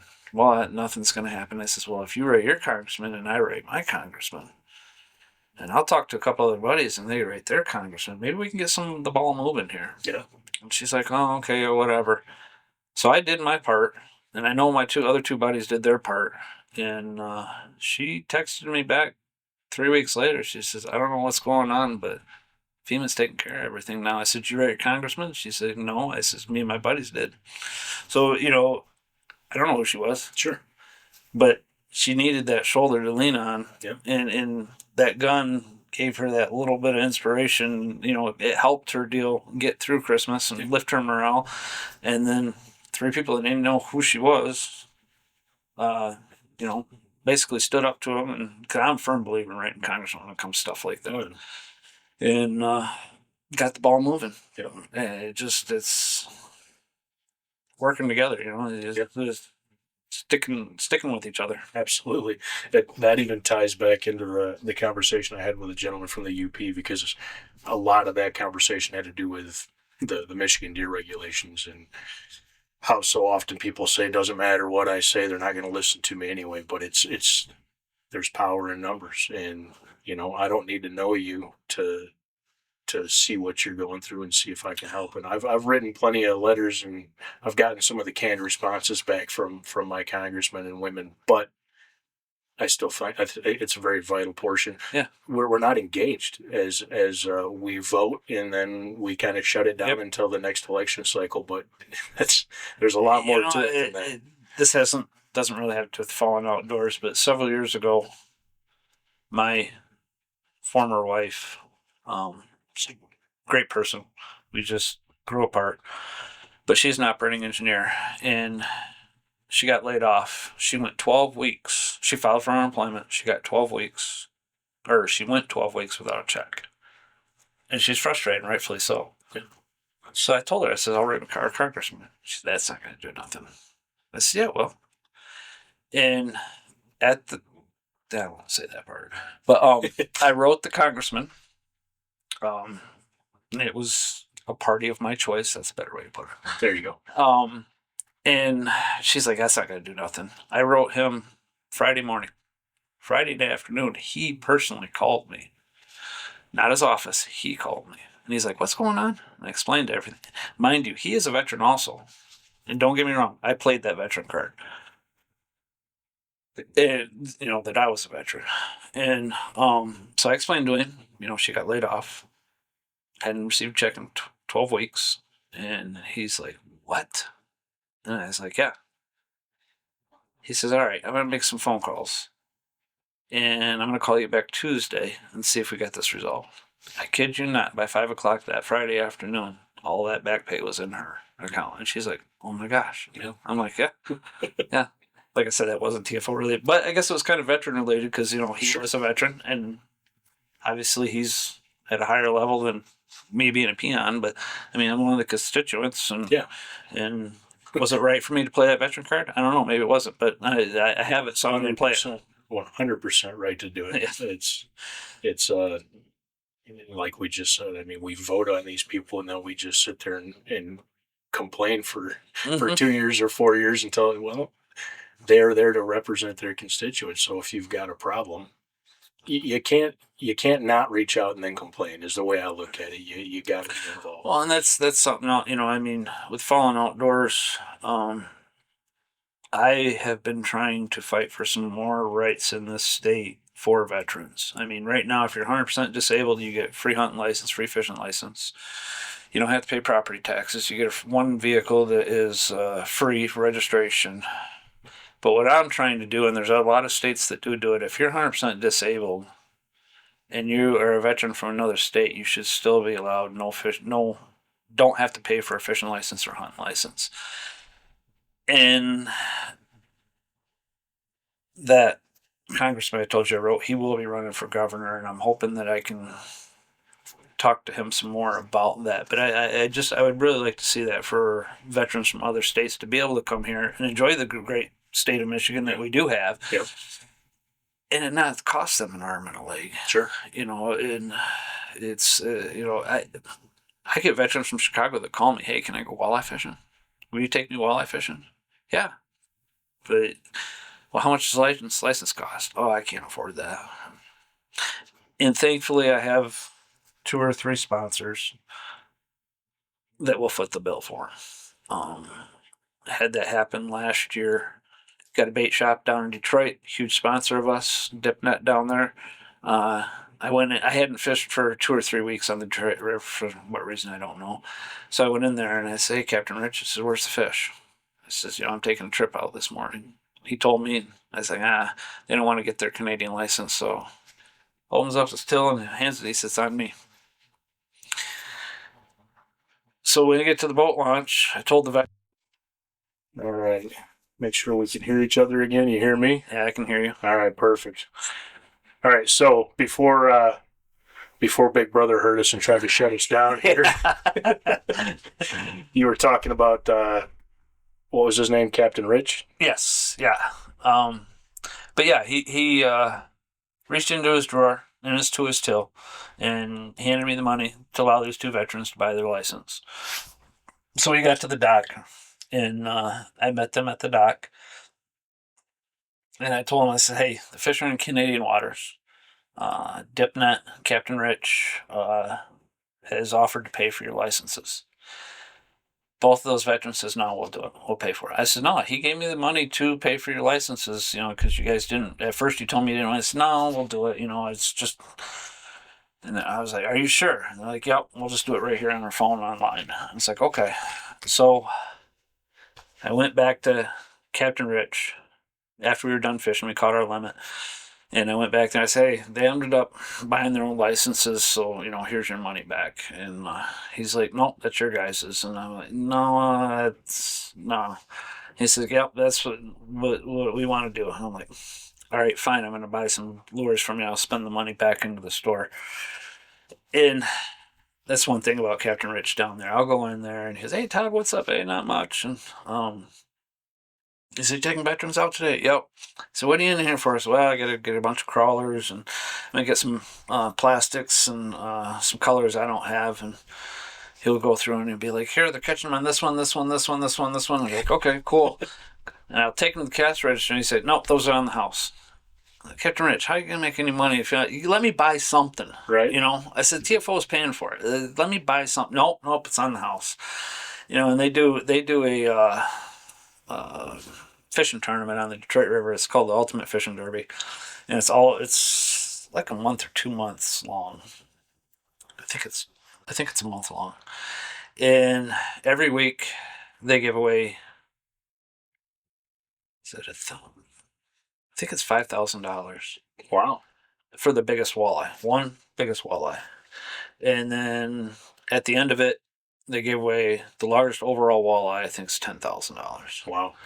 And he sponsors us to do that. That's so cool. And it's like $800 to put the boat in there, and that covers everybody on the boat. It's not like Fall Brawl, where every individual person you can register the whole boat. And like I said, it's like $800. But his thing is, I'd love to see a veteran win that. Yeah, cool. and we haven't yet, but we've been close. There you go. Not quite, but he's another big sponsor of us. I know I'm putting these plugs in here for these sponsors, but in my opinion, I think they deserve it. And what better way, if you want to support like-minded individuals, than to let people know, hey, these guys are there for us. Yeah. So if you're in this area, instead of going to Walmart and buying a crankbait off the shelf, go see these guys. Yeah, and all of them, you can find them on Facebook. Dipnet, Thumpin' Plastics, Doc's Tackle, Little T's Custom Baits. I keep calling them custom cranks, but custom banks. They're all on Facebook. And the thing is, they're not even overpriced. I look at some of their stuff and said, that's it. Yeah. You're selling this lure, it should be 15. I'm using crankbaits as an example. They should be $15-$20 for what he's painting, and you're charging $12 for it. I think that's phenomenal. And another one is I'm drawing a blank on his name now. That's terrible on me. I'll think of it though. Well, I will have you when I do post editing, and this will come out on March 3rd. Okay. But I will send you a text message and give you some time. Hey, think about everybody that you want. I'll make sure that when I post this to Facebook, letting everybody know the episode's out there, obviously I'll tag the Fallen Outdoors, but anybody you want to give a special shout out to, or any of these sponsors, tag them as well so that they know how much their support. They already know how much their support means, but if we can get a few more people to visit their page or stop by and spend a couple it's like Little T's. He does, as you say on Facebook, they're waffles, but he raffles off 8 of his custom cranks, and he does flicker minnows, bandits, flicker shad. He usually gives 6 to 8 away at a time, but like his slots are like $10, and he only does 15 spots. So you can win $80 worth of lures. I'm just using round numbers, for $10. Yeah. Or if you buy 2 spots, whatever, $20. But it just.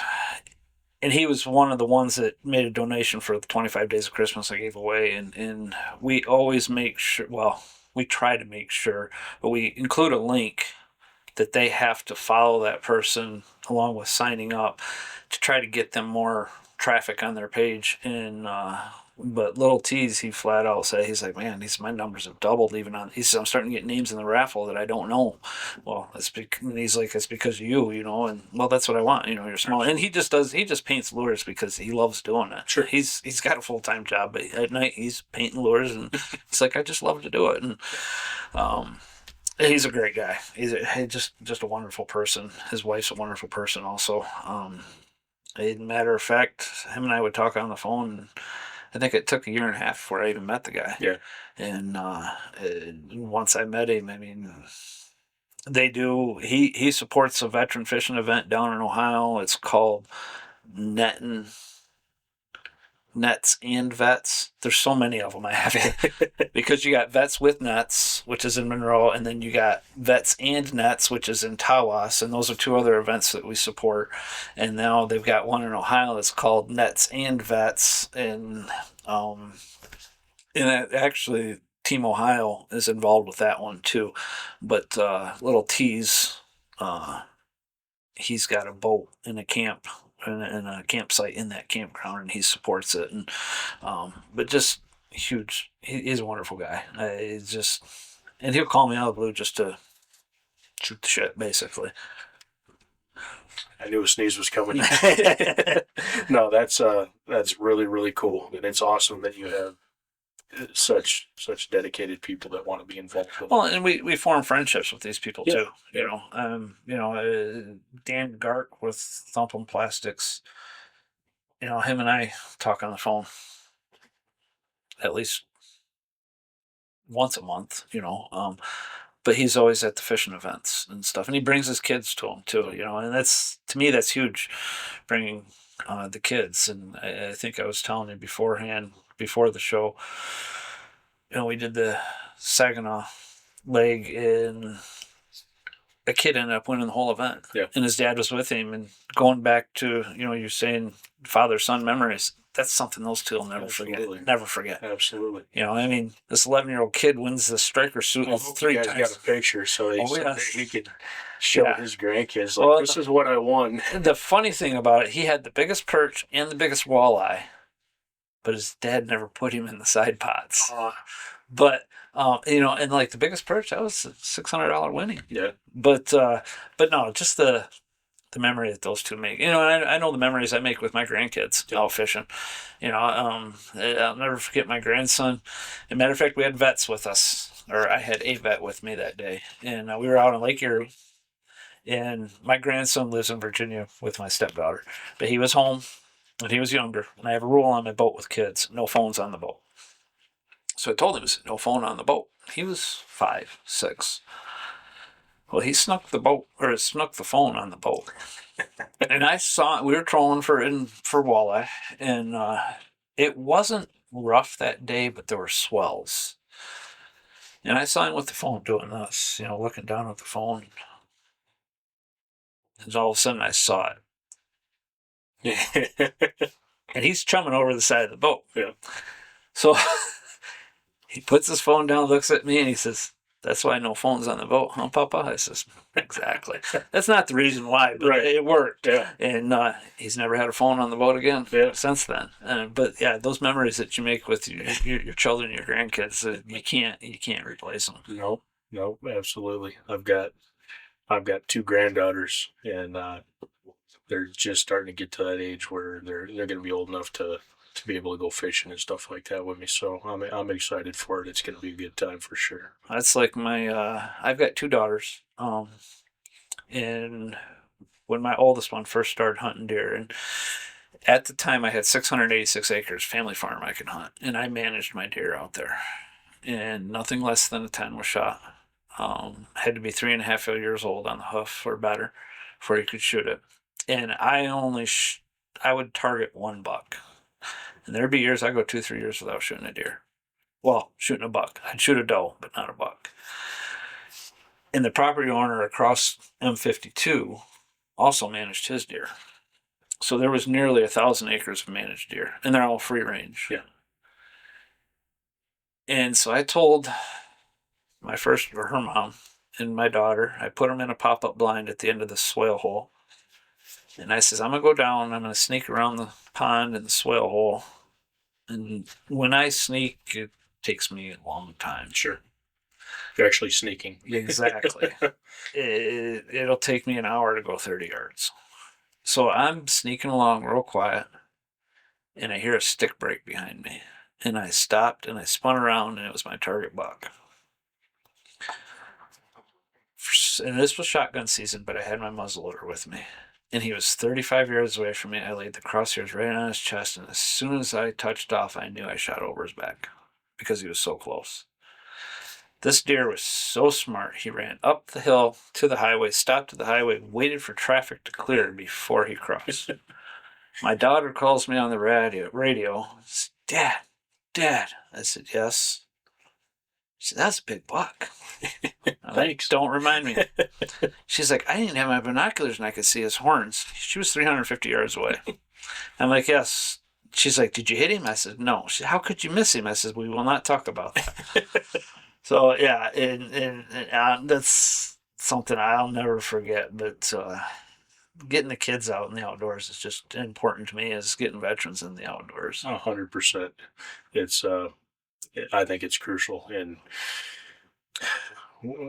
I've talked with other guests about this, and we can go on a whole nother podcast about social media and phones and what that's done to kind of desensitize kids to not even want to do that kind of stuff. But that reset button's not that hard. You take that away from them and you get them outside, and I'm telling you, it doesn't take long before I agree with you, they start 1,000%. forgetting about that, because there's so much out there that, you can look at it on your phone all you want, but you can actually go out and touch and feel and actually experience it yourself, and it's a lot more fun. I'll never forget when my oldest daughter shot her first deer.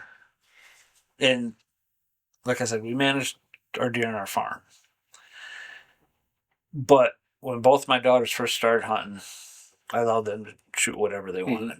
And my oldest daughter, her first deer was an 11-point buck. So she ruined herself. Yeah. And she shot it at night, or an evening hunt. And it was in the cornfield. And I went to, she's like, oh, Dad, do I get to clean it? I'm like, it's dark out, it's your first time. I said, no, let me do it. You watch. She was so mad at me. So later on in the season, it was her, myself, my ex-wife, my brother had come up from Chicago. The four of us were hunting. And this is when you had unlimited doe tags. And we dropped some deer that day. I think we dropped 8 between the four of us. And she says, I want to clean them all. Okay. And she did too. Yeah, she loved doing that stuff. Yeah. But I'll never forget, though, that first time she got so mad at me because I wouldn't let her clean that deer out. And never seen anybody like that before. I had the opposite with my youngest daughter. The first deer she shot, she helped me clean it, and she took a quartering 2 shot. It was a close shot. I was perfectly comfortable with her taking the shot, but she basically went in right here, and it came out behind the last rib. So she hit everything, plus she hit gut. But I was like, you shoot it, I want you to experience helping me clean it. I didn't make her. Right. I just had her like holding legs and things. Yeah. In hindsight, I wish I wouldn't have, because I knew it was not going to smell the greatest when I opened that thing up. And that, like, she's sitting there, what? And I'm like, yeah, don't shoot him in the gut. Exactly. Yeah. I got a couple more things, but I wanted to ask you, and if it's something you don't want to share, by all means, you don't have to. But has there been a personal story that you've been involved in where you had a veteran with you on a fishing trip or whatever it was, where like you saw a transformation happen like right in front of you, and you're like, this is why I do what I do right here? I've probably had a couple trips and one event really come out in mind, and I always tell every new staff member, you're going to have that one trip you're always going to remember. But I've had, we do trips with the Michigan Veterans Home out of Chesterfield. Those are some of my favorite trips. To be able to get them gentlemen out and give them something that they may never be able to get to do again is very humbling to me. And I remember one in particular. This John, he's a World War II veteran. He was 100 years old. We had. I'm gonna kind of jump around here a little bit. There's one gentleman we've been taking out. His name's Len. We've been taking him out for a couple of years, and he made a comment. This is terrible. I can't remember the guy's name. He made the comment that so and so would enjoy this, but he's in a wheelchair, and he won't be able to get on the boat. And their caretakers go with them just in case there's a medical emergency or anything like that. And I told the caretaker, and I told Len, I says, you get him to this dock, I'll get him in this boat. I don't care if I have to have 3 more staff members with me. He will get on this boat. And they're like, are you sure? I says, definitely. So they brought him. His name will hit me at some point. But they brought him, and he was in a wheelchair. We lifted him up, got him in the boat, got him positioned in his seat. This man lived through D-Day, and he was there at the beaches of Normandy. And his stories were so humbling. I still get chills when I think about him. He passed away this past summer. But I get emotional when I think about him because this guy lied about his age to defend this country. I literally told him his generation was the last true American badass. I have another part to that, but I'll leave it. But he was telling me when he was on those U-boats and that rear hatch dropped on the boat. He said he had a soldier on each side of him. They both hit the deck because they were shot. And he ran off the deck, and he called it was literally a sea of blood. And how he was using other bodies as human shields to be able to get to the wounded. He was a medic. And but to see his face when he's real, and I have a video of it. And at the Kalamazoo show, it was up on the one in the back. And he's grinning from ear to ear like he's a teenager. Sure. And I'll never forget that trip. We gave the gentleman a part of his life back that he may have forgotten about. Sure. And those trips with that older generation is just, like I said before, they're one of my favorites because, it's always something. I haven't been on a boat in 7 years. I haven't been fishing in 15 years. I've never caught a walleye. You're talking about 80, 90, in this case, 100-year-old man that had never caught a walleye. Sure. I'm 54. I've been fishing walleye since I was 5, 6 years old. So I couldn't imagine. Sure. And they grew up in Michigan but never caught a walleye. Yeah. And it's just those guys at 5 and 6 years old, if they did go fishing, were literally out there with a stick. Right. Just exactly. A totally different generation, exactly. Totally different mindset. And this gentleman also, another one of his stories was somewhere over in Germany. They climbed up the side of a cliff. And if I remember, he said there were 5 battalions of Germans on top of the cliff shooting at people and killing American soldiers as they were coming over the top of that cliff. They got 7 soldiers up there, and all 5 battalions got up and ran away for 7 Americans. That's because they knew the Americans could call in air support and bomb them. Yeah. And it's just like, it still blows my mind. I mean, I have no words for it, but it was a very humbling experience. And another one that probably really stands out in my mind is Walleye Bash that we do down in Ohio. I typically take 20, 25 veterans from the state of Michigan down.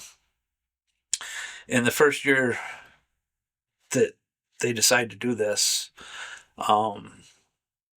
and I was just a staff member at the time. I wasn't a board member. Some of the head staff couldn't make it, so they asked if anybody wanted to do it. I said, yeah, I'll do it. So I put everything together. And with Fallen Outdoors, I had a hard time filling my slots with Fallen Outdoor members. So I reached out to, like I said earlier, working with other organizations. I reached out to United Veterans of Michigan and American Sportsmen for Veterans and see if they had any veterans that wanted to go. There was. So I think I had a total of 19 down on that trip from Michigan. And that Saturday night, they all came around. The campgrounds are donated to us by the Ohio DNR. All our food is donated to us. There's a farmer that comes in that roasts a pig and stuff, and I mean, it's phenomenal. Not only do we fish walleye, but there's 2 guide services that come in that do bow fishing, and then there's another guide that comes in that does catfishing. So it's not just walleye. But that Saturday night, they all came to my campfire, all of them, and I had from a Korean War veteran to a current guy that was home on leave, sitting around, just shooting the shit, talking to each other like they had known each other their entire lives, never met before. I knew a few of them from my other trips, but I just sat back and looked and go, that's why I do what I do.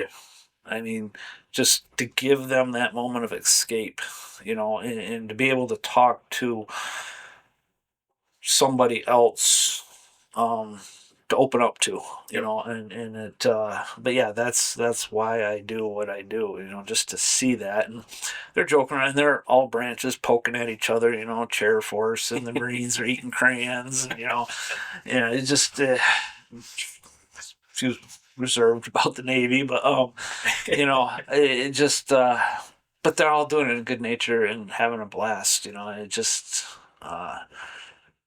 we got one gentleman that comes to Walleye Bash that drives from all the way from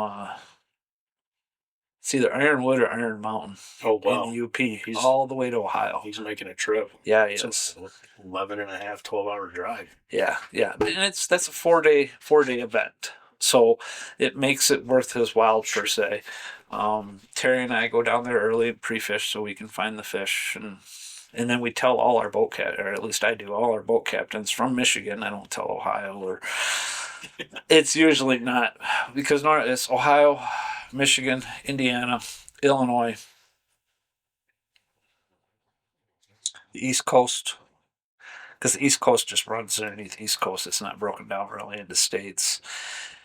Did I say North Carolina already? Nope. Yeah, North Carolina. This year, I think Alabama's coming. Very cool. And the Women's Council comes also.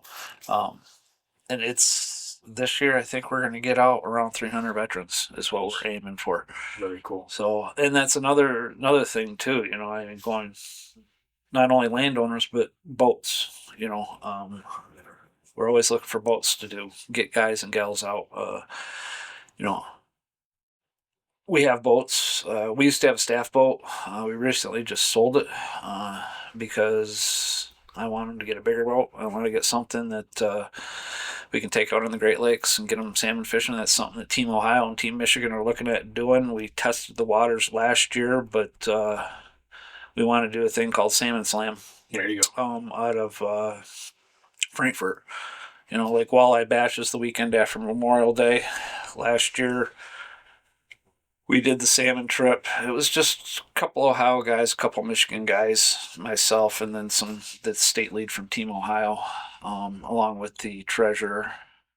Those 2 are great guys. But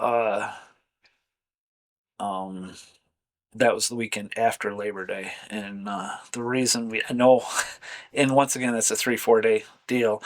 And I know it's right after a long weekend, but the reason we do that is they're easy weekends to remember. Sure. But we did salmon last year, and we had a great time. We had a great time up there, and we were looking to grow it. The hardest part is going to be finding housing for the veterans. We're trying to get it so it's no cost to them. I don't like bashing our DNR, but boy, we have a heck of a time getting them to support us.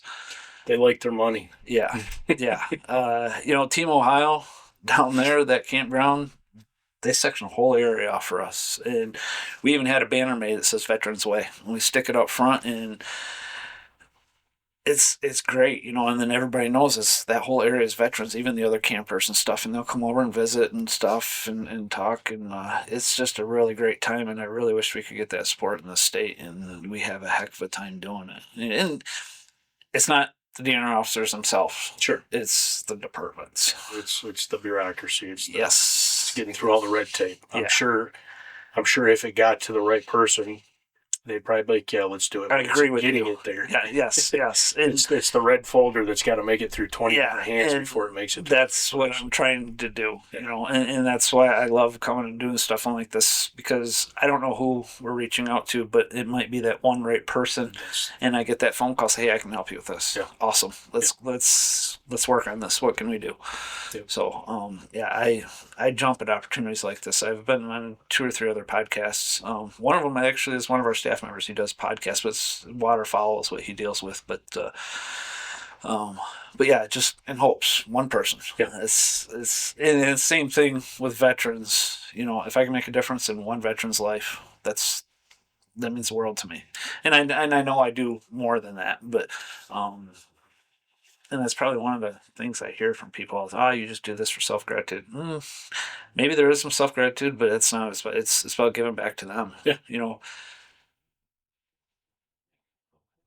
Ultimately, I know a lot of people have heard the saying of 22 a day. 22 veterans a day commit suicide. Actually, that number's up around 26, 28 members a day. That's what we're out to fight. Yeah. It's like my Michigan Walleye team. My fishing partners, they're all staff members of the Fallen Outdoors. That is our goal, is to bring awareness to, we're not looking to make funds or raise funds for it, but bringing the veteran suicide awareness to people and stuff.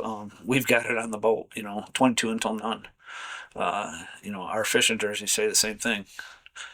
But yeah, that's our ultimate goal, is to stop 22 a day, or at least put a big dent in it. You're not necessarily going to stop everything, but yeah.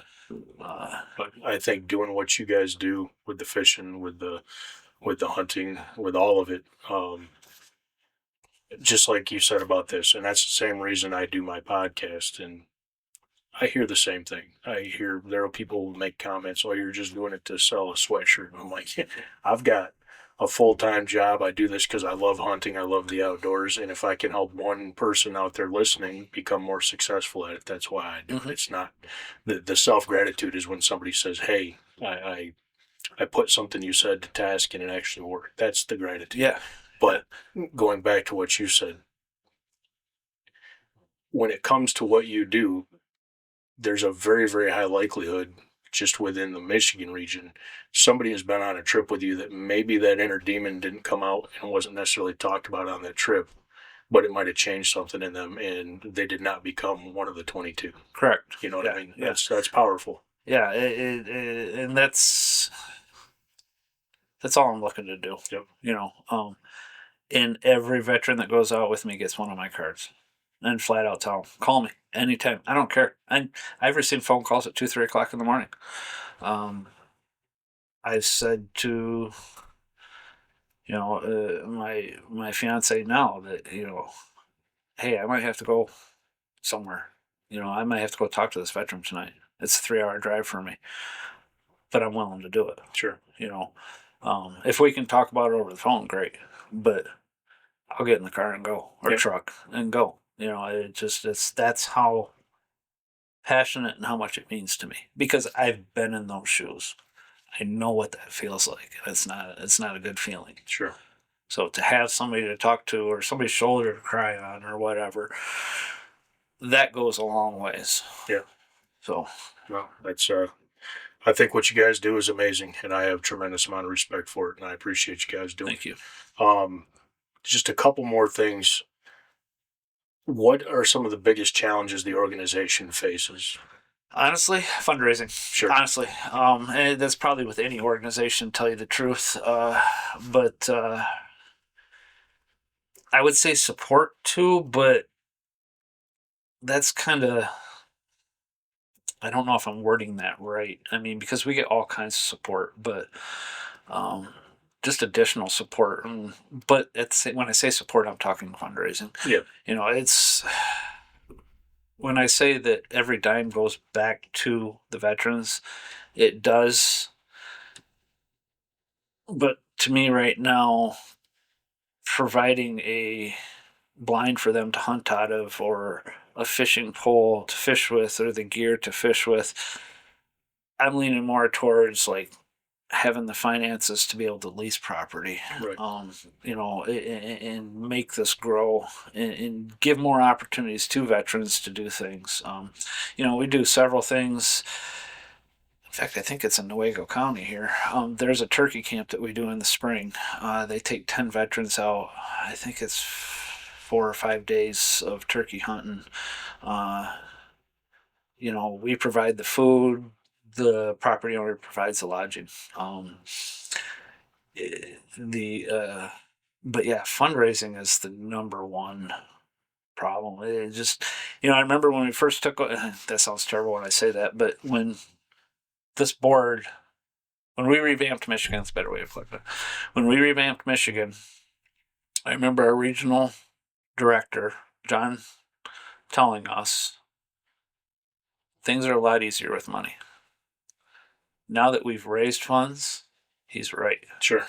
We're able to do a lot more things and provide more opportunities for veterans. Like this year for Christmas, well, let me back up. Thanksgiving, we had several anonymous donors donate us money for Thanksgiving dinners for veterans in need. I think we provided 10 Thanksgiving and full spread Thanksgiving dinner for veterans that applied for it. There was no special requirements or anything, just sign up for it. Sure. And then we did the same thing at Christmas. So same anonymous donor. And some donors want to stay anonymous, and we totally respect that. And we were able to do the same thing for Christmas. We've had a couple veterans come to us. We had one veteran, his house caught on fire. They didn't lose everything, but they were without their home while they were getting fixed. So, I don't want to put this. He asked for assistance, and we gave them assistance, but we did it in gift cards. And because of today's times, it's sometimes when somebody reaches out for financial assistance, you don't know if you're being scammed or whatnot. So we do gift cards to kind of protect ourselves. Sure. But they're gift cards from Myers. Yeah. And quite often Meyer will donate. Yeah. Well, we know what you mean. They'll donate them to us. There's paperwork we got to fill out and stuff. But we had a veteran reach out to us a while ago. He needed brakes and tires on his truck. His family is, I don't want to say handicapped, but they have a lot of health issues. And some of our board members were for it. Some of them weren't. They were saying, we don't do handouts. I said, oh, wait. And then I stepped in. So wait a minute. We're here to help our brothers and sisters. Yes, we're focused on the outdoors, but sometimes they need assistance other ways. Yep. So my proposal to the board was we'll pay for his brakes. I know mechanics on a vehicle. I said I personally will do the brake repair for them. Tires, I don't think we should buy the tires, but we'll give them the discount code to a tire company that we have a discount code to so they can get the discount. So we approved, they all approved it after that, and I went and got the parts, and I told the veteran, I says, I'll come to you, and this was in the winter. I said, I'll come to you and come to your house and do the brakes. Well, he said, well, I don't want you to do it in the snow. So let me see if I can find some place where we can do it inside. So a couple days beforehand, and he's like, well, do you have a pole barn? I says, yeah, actually I do. He said, well, I'll just come to you, which I wasn't too keen on because he had bad brakes. But I was like, are you bringing any family members? He said, no, it'd just be me. I was like, okay.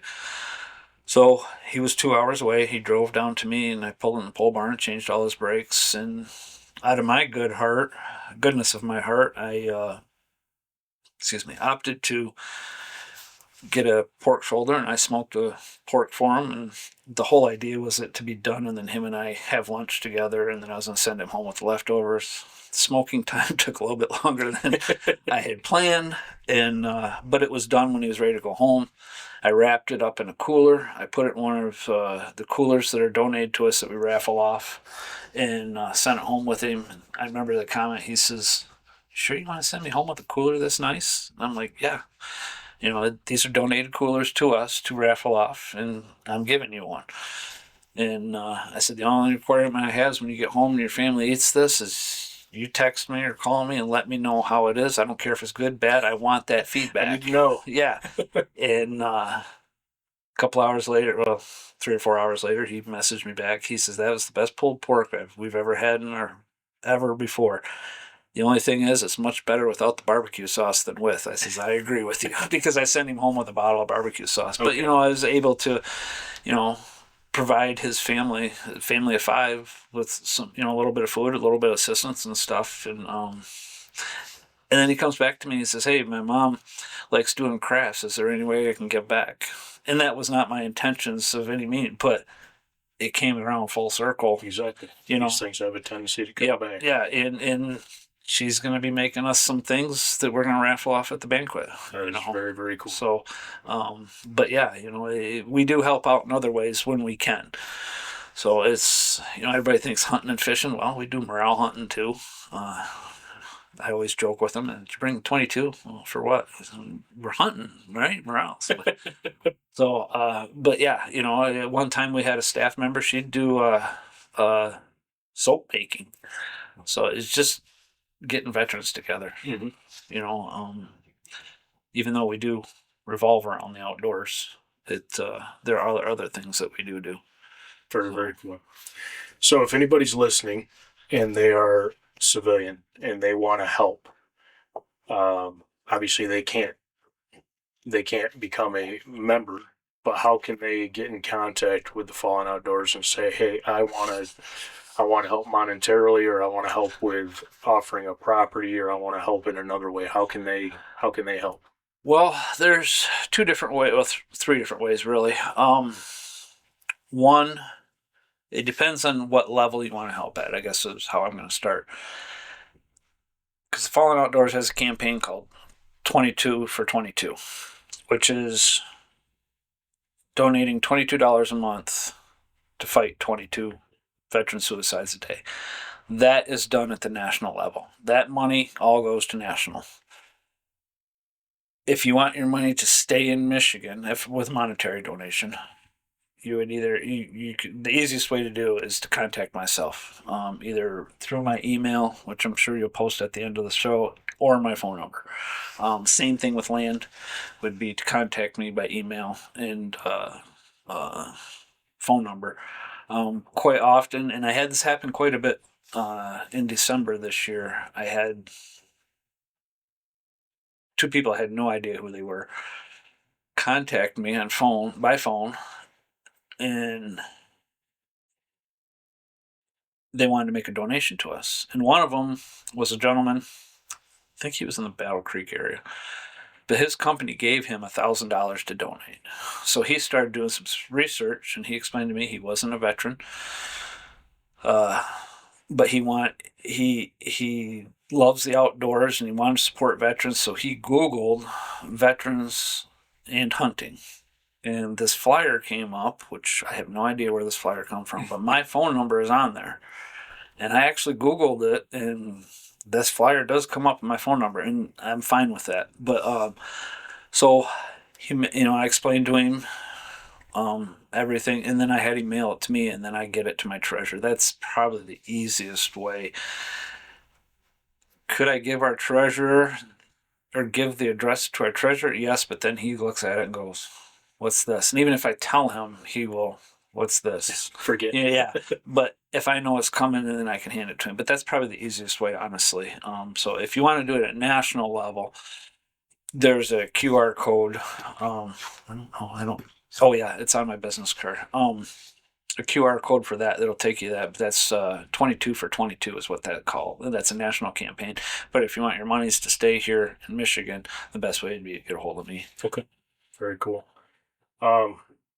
We kind of talked already about what the vision for the future of TFO here in Michigan is. So I encourage folks to get involved and see, what can be done from a community network to help maybe get a lease in order, or to get that boat lined up for the Great Lakes type stuff. I think, to kind of summarize in my own words, what the goal is the more TFO can grow the higher the impact is going to be, right? Exactly.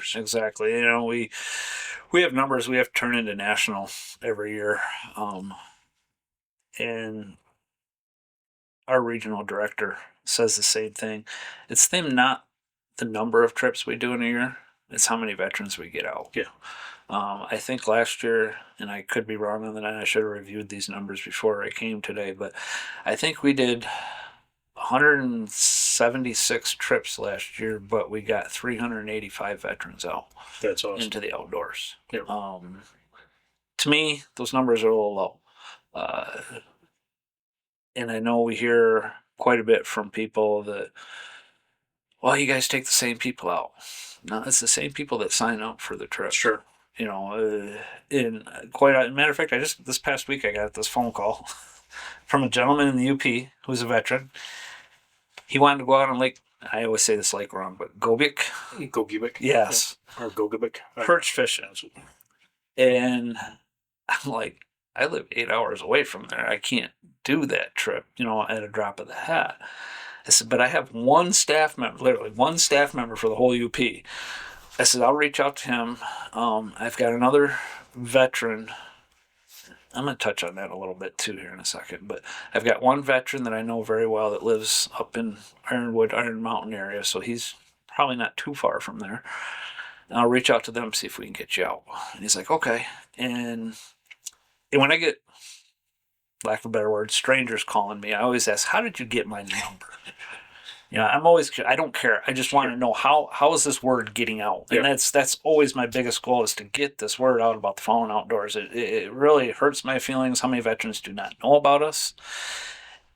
And it hurts to know that the civilian side doesn't know about us. It's just the lack of a better word would be the publicity of the Fallen Outdoors. But yeah, I always ask, how did you get my phone number? And you know, well, I Googled it, or I Googled veterans in hunting or veterans in outdoors, and this flyer come up with your name on there. That makes me feel good. That lets me know that I'm not keen on my phone number being on, you know, the internet. But there's no secrets anymore. Right? But at least now I know there's a way for people to get a hold of me, and I can point them in the right direction. My state lead, I shouldn't say my state lead, but the whole board was just absolutely shocked when I say, hey, I got this donation coming in. Well, where's that coming from? I don't know. This guy called me. You know, and okay, now the word is getting out there. And we didn't have that 3 years ago. And so what we're doing today as a board, to me, shows there's success and we're heading in the right direction. Absolutely. Here in the state of Michigan. You know, there's so many different avenues that we want to attack and approach. You know, I know there's grants out there we can get. Nobody knows how to write a grant. I want to learn how to write a grant. I don't know how to do it. I'm working with Team Ohio right now trying to figure it out. You know, they got a lease down in Ohio that's paid for by a grant. Why can't we do that? Right. You know, is that grant available here in Michigan? What's it going to take? Who do I need to ask? What questions do I need to ask? I know there's a ton of them out. There's a ton of grants out there for veterans. But we just need to learn how to, and that's us learning how to do it, you know. And I'm not afraid to learn. But yeah, just getting the word out about us, what we do, for what folks we offer.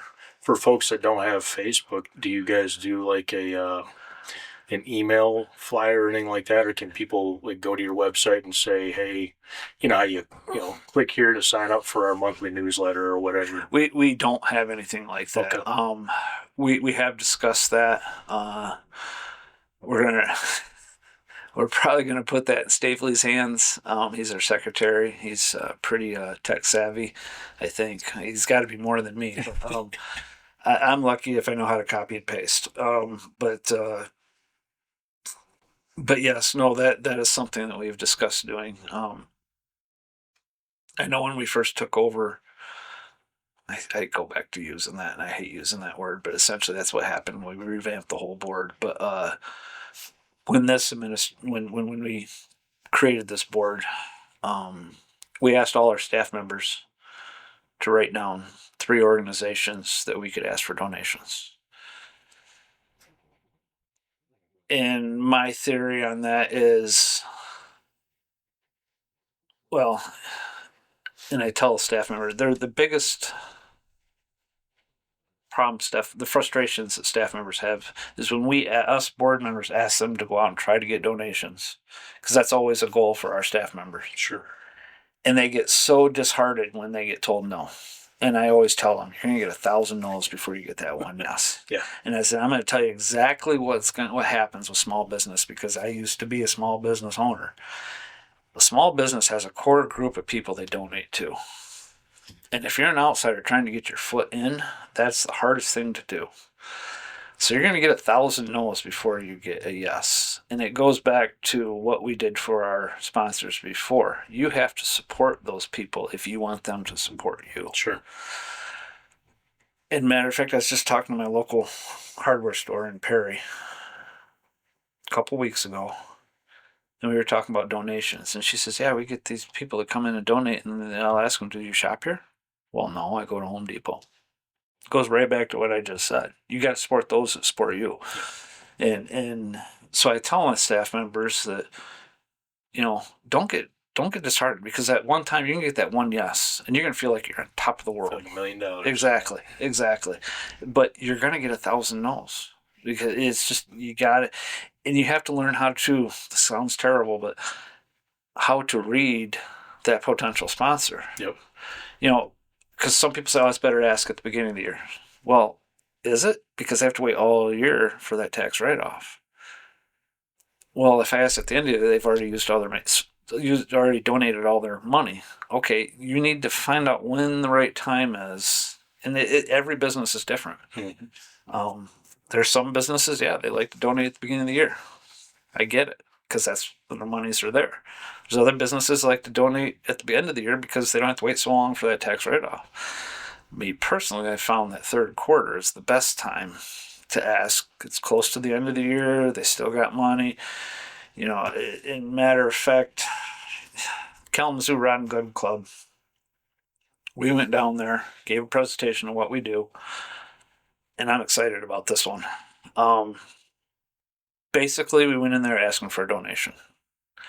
And they flat out said, last month we gave away all the rest of our donated money that we've allocated for donations. I said, I understand. He said, come back to us in April, which a couple months from now. I'm like, okay. And so I kind of got, after the meeting, we were talking to the board, and the treasurer pulled Mike Coles aside, another one of our board members.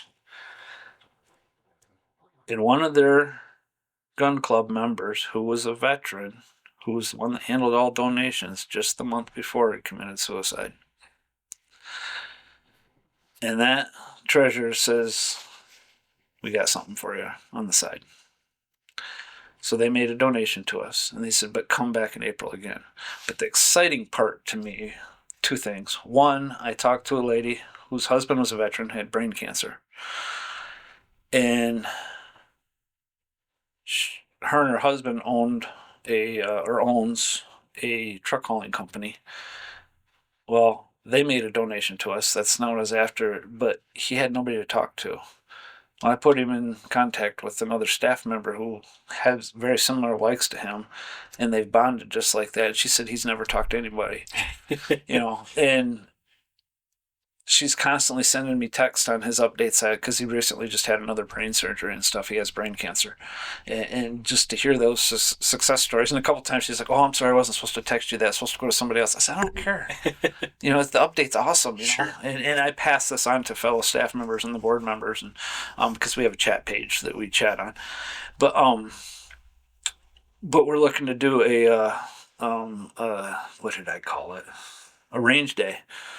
Just go out there and blow stuff up on the range. Yeah, and just burn through it. And we're hoping we can get our gun sponsor from Warren up there to do it, and just let us play with a bunch of guns and stuff, and it'd be open to all veterans and stuff, and just have a range day out there. And we're hoping to do that this summer, kind of in the lull of the activity of everything, because spring always seems so busy with everything, turkey hunting and early walleye fishing, and the fall you got all your hunting seasons and everything. So hopefully in the summer, when during the lull of things, but I think that would be just go out there and blow some steam off.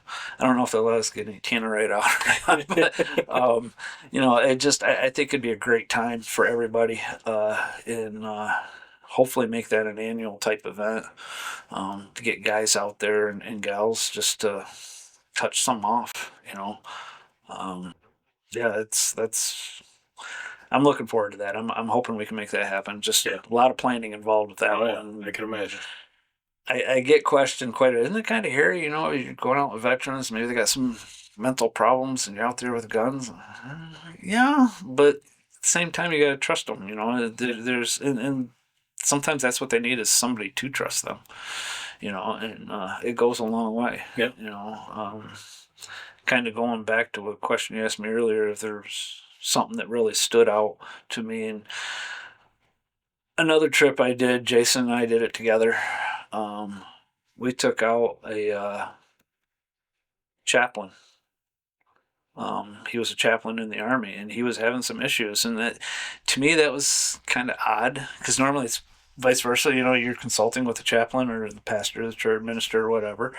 And but here he was, talking about his problems and his family issues with us and the issues he was dealing with, and we were able to help him. And that just it was kind of felt weird, Sure. just because the roles were reversed per se, and but at the same time it felt good, that we were able to help him. He's a chaplain. He's obviously he's going to have his own problems in life too. But think about how many conversations he's had that he probably still carries with him. Mm-hmm. Like, did I help that person? Did what I say help them get over the hump that they needed to get over? I'm sure he carries a lot of weight. Oh, I'm sure, and it was probably very relieving for him to be able to get some of that therapeutic. Just to exactly. And I always tell everybody when we're on the river, drown them in that water. Yeah. Just drown your feelings down there. Just bury them right now. Sure. So, but yeah, I like what I do. I just, I've fallen. I used to be an iron worker when I first got out of the military, and I've fallen off steel twice. Every time I've fallen, more injuries have incurred.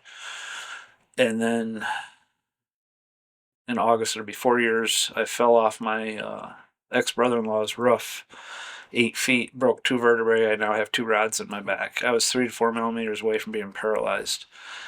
And people are like, you're just lucky to be alive. And I kind of joke around saying the 4th time I'm not going to be so lucky. But I truly, truly, truly believe this, that the only reason I'm still here today is the Lord has a plan for me. Yep. And obviously I have not fulfilled it. I feel like I'm fulfilling it now, doing what I do. The first time I fell off the steel, I fell 68 feet and landed on concrete. Jeez. I sprained my ankles. That was it. But my military training took over because I went to jump school. And I remember being what I thought to be halfway down to the ground. I thought I was parallel. And I said, I don't want to land like this. It's going to kill me. I want to land on my feet, roll out of it like they taught us in jump school. And that's exactly what I did. And I sprained my ankles. And I did break my wrist, but I tried to catch a steel on the way down. And the owner of the company was there, and he watched me fall. And he said that when I came off that steel, I was head first. He said, you were just like a cat. He said, I've never seen anything like it. I didn't know I was head first, but I do remember thinking I was parallel to the ground, which makes sense. Sure. But yeah, I landed on concrete and just sprained my ankles. Instinct and training. Yeah, exactly. But yeah, no, I do believe that the good Lord's put me here for a reason, and I think this is why, and that's why those other accidents have not ended my time. Yeah. But it was to do what I'm doing now and give back. That's awesome. I love it. I really do, and I'm glad. I'm glad I made it to the Kalamazoo Sports Expo. I'm glad that this came to fruition. Yeah, I am too. I am too. And this will probably I reach about 1,500 people per episode with the actual full length episode, sometimes more. But the shorts I put out usually can pick up 50,000 views, upwards of 50,000 views. So there could be one person out there that needed to hear something in this conversation. Yeah, to me it only takes one. That's right. That's the way I look at it too. So I appreciate you coming on. I really do. I appreciate you having me on. Do you have any final messages, any words of encouragement, anything you want to say to let's take me and the civilians out of this one. If there's veterans listening right now that are struggling with anything, what's your message to those folks? Find another veteran to talk to. It doesn't have to be me. Any veteran, it can be me. I don't care. And talk to somebody. It truly helps. I've been in your shoes. I often think about that, of me being in those shoes. And when I talk to a veteran, I always put myself back in those shoes. But it's when you reach out to somebody when you're in that dark, dark, dark place. Just remember, you don't want to do it because you want to reach out. So, to me, and this is going to sound bad, but to me, suicide is selfish. It really is, because you still leave the pain behind with your family and they don't have the answers. All you've done is removed yourself from the equation. Talk to somebody, talk to a veteran. You don't need a PhD behind your name. I've talked to so many veterans and stuff, and I've heard that you helped me more than my therapist has. Well, that's because I can relate to you. I've been in your shoes, and to talk to another veteran when you're sitting in that dark, lonely place goes a long, long way. But yeah, just try to talk to somebody. Shoot them a text. Hey, I'm struggling. That's all you got to say. I'm struggling. Okay, let's talk. Let's go get a cup of coffee. Let's talk on the phone. Let's go fishing. Let's go hunting. Let's go do something. Sure. Let's remove you from the situation. Let's discuss it. And but yeah, please, please, please reach out to somebody. Another veteran. They can relate. It's amazing the stories, how they all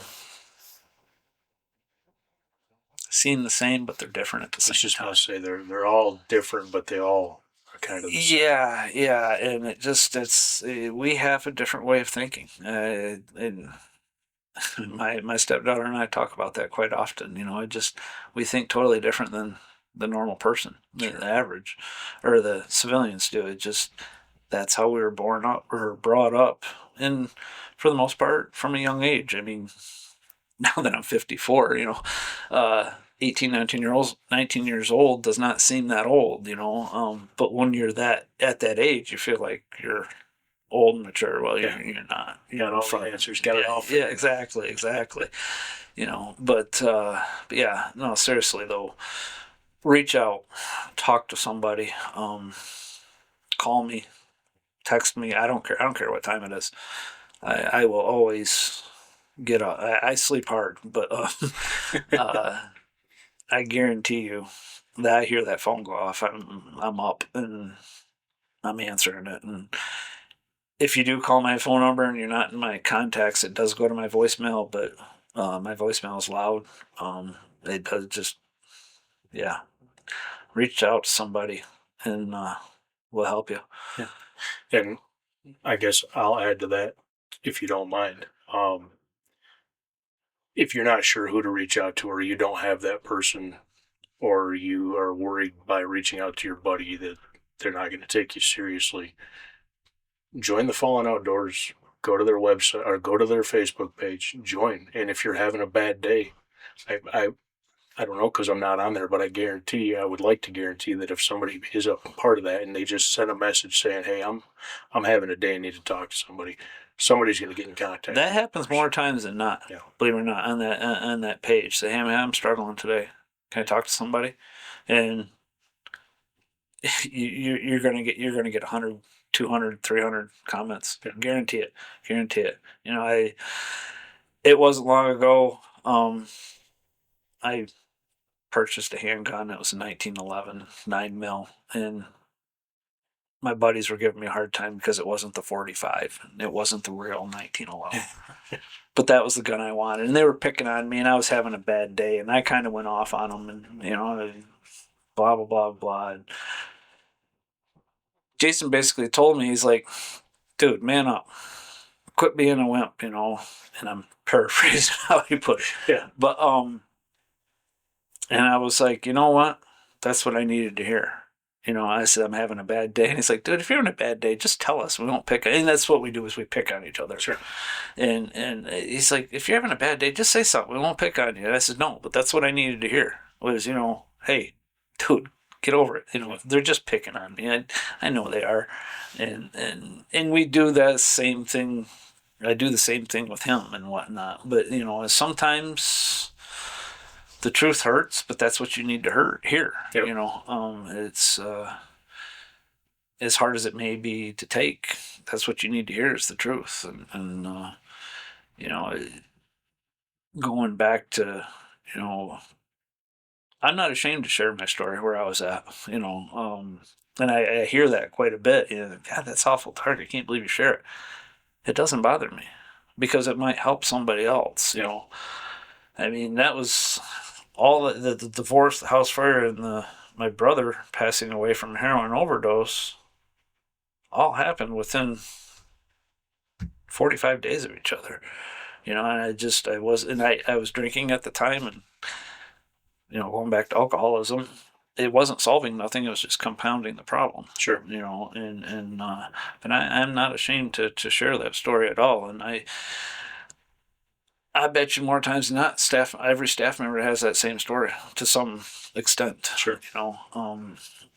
Most of the TFO staff members you talk to will tell you this organization saved their lives, and it's true.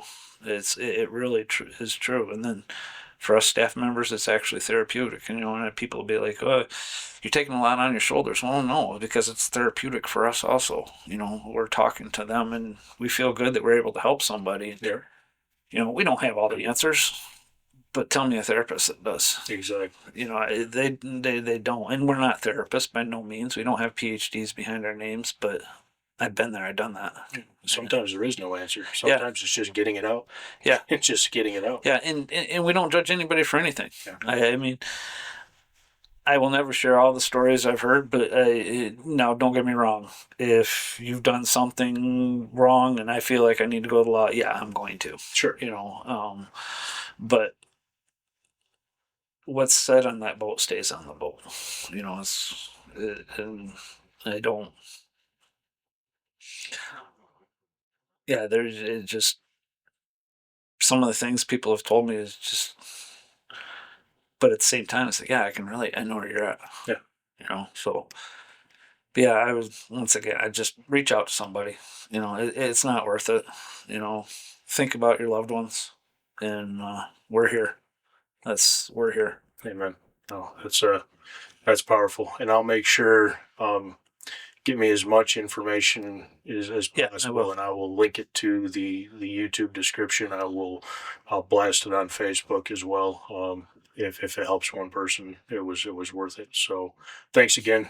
Thanks for taking the trip from Lansing. Not a problem. I enjoyed it. I enjoyed the time up here and stuff. Great. I hope you have a safe trip back to Lansing. And Walleye are calling your name in Detroit here real soon. I hope so. I'm jonesing to get out there right now. I've been watching some videos, and the iceberg's coming down. Yeah. I've dodged them before, but it doesn't make it any fun. We don't need a Titanic remake on Detroit. No, there's there's enough instances that happen. Not necessarily with us, but Sure. there's usually a couple people every year that pass away down there. It's just like anything. Diehard ice fishermen, they'll do some just honestly some dumb things, and it's just because they love to do it. But Well, we were going to do a trip yesterday, matter of fact, down in Lake Erie, because we have machines, and we were going to take machines out on Breast Bay and chase the walleye. But after that warm up and the winds we got and the rain, I told Jason, I said, "You ain't gonna catch me out there. There ain't no way." I said, "There's a pressure crack right now that goes 360 miles, and at some spots it's 3 miles wide. Granted, that's out by West Sister, but with those winds, that ice could shift." I said, "It's not worth it." Yeah. And he's like, "Oh, but no." People always forget it's not. Yeah, I'm 100% with people. If there's 16 inches of ice and you have a week of warm weather, the ice is still safe. Right. It's not the ice. It's especially on big water. It's what's the ice doing? Because Yeah. it's detaching from something. And you it's can't moving. see it until your line's in the water, and all of a sudden your line's going behind you. You're moving. Yeah. You know. Yeah. I've been. This was years and years ago. My uncle and I were up in Hawgray fishing Saginaw Bay, and we went out in front of his girlfriend's dad's cottage, and we were ice fishing. And we came in. Her dad said, "You doing any good?" I said, "No, we didn't catch nothing." I said, "It was weird. The ice was, or my jig kept going behind me." And he said, "Oh, good thing you got off. The ice is moving." And I'm like, "What?" I said, "No, we walked in just fine." Next morning when we woke up, the ice was 400 yards from shore. He wasn't lying. Yeah. It was moving. Yeah. So, but yeah, you got to be careful out there. Absolutely. And I love to ice fish. I used to be one of those crazy guys. If there was an inch of ice, I was out on it. I've been out on last ice with a sheet of plywood, scooting myself across it. Today, no, I won't do it. Yeah. Yeah. I've done some sketchy stuff on ice, Yeah. and today I'm just like, man, you know what? If I really want a walleye dinner that bad, I'll go to Meyer. Well, I'll tell you the truth, it's probably cheaper. I mean, honestly. Oh, it's 100% cheaper. Anybody that tells you they hunt and fish because they want to, I mean, yeah, the food's different because you're providing for yourself. But Right. It's not like you're doing it and saving any money. I've got way more money wrapped up into deer and fishing than I would at the grocery store. I know for a fact I do. I mean, excuse me. All my fishing poles are custom made. Yeah. And our state lead, that's what he does, is he makes rods. He makes all my rods. He's a custom rod builder. And yeah, every rod's $300-400. Yeah. And I've got 11, 12. Right. So yeah, you start figuring all your lures and stuff. That boat doesn't cost that much after you start figuring everything out. Yep. No, So, but it's a love, it's a passion. It is. And it's something that you got to have hobbies in this life. So whatever you find to do, just do it with passion, and you'll be a better man for it. Yeah. It's yeah, I enjoy it. Yeah, if you want to get outdoors, get out fishing. If you want to go walleye fishing, get a hold of me. I'll be more than happy to take you. Awesome. So you don't have to wait for a trip be posted or anything. Just contact me and we'll get you out there. Awesome. We got to work around my schedule, unfortunately, but we'll get you out there. I guarantee it. Very cool. Awesome. Well, thanks again, Todd. Guys, thanks for listening. I appreciate you guys tuning in. Appreciate the support. If you want to learn more about the Fallen Outdoors, check out the show notes. Check out the social media, Facebook blasts I put out, Instagram, all that good stuff. I'll try to get as much information out as possible. And if you want to help, I'll make sure Todd's email is included so that you can reach out. And whether you want to work from the local level or if you live in a different state. I mean, I know I have listeners that listen from Mississippi, Alabama as well. So yeah, I think there's 28 states that have the Fallen Outdoors in them. Nice. So, yeah, I think there's 28. So, I mean, if you want to support your local state, awesome. I mean, it's going to help them out. There's a couple states that are just getting started. I think Tennessee just signed on late last year. They're still starting to form their team. But yeah, they're heading in the right direction. Good. Thanks again, Todd. I appreciate You're it, welcome. guys. Thank you. Thanks again for tuning in. This is Wild Spirits Outdoors. Take care. Thanks for tuning in to Wild Spirits Outdoors. We appreciate you joining us on this journey. Don't forget to like, follow, and share wherever you get your podcasts. It helps us grow the tribe and keep on chasing the wild. Stay connected with us on Facebook and Instagram at Wild Spirits Outdoors, and also on YouTube at Wild Spirits Pod. You can also head over to www.wildspiritsoutdoors.com for more content. Until next time, chase the wild, feel the spirit.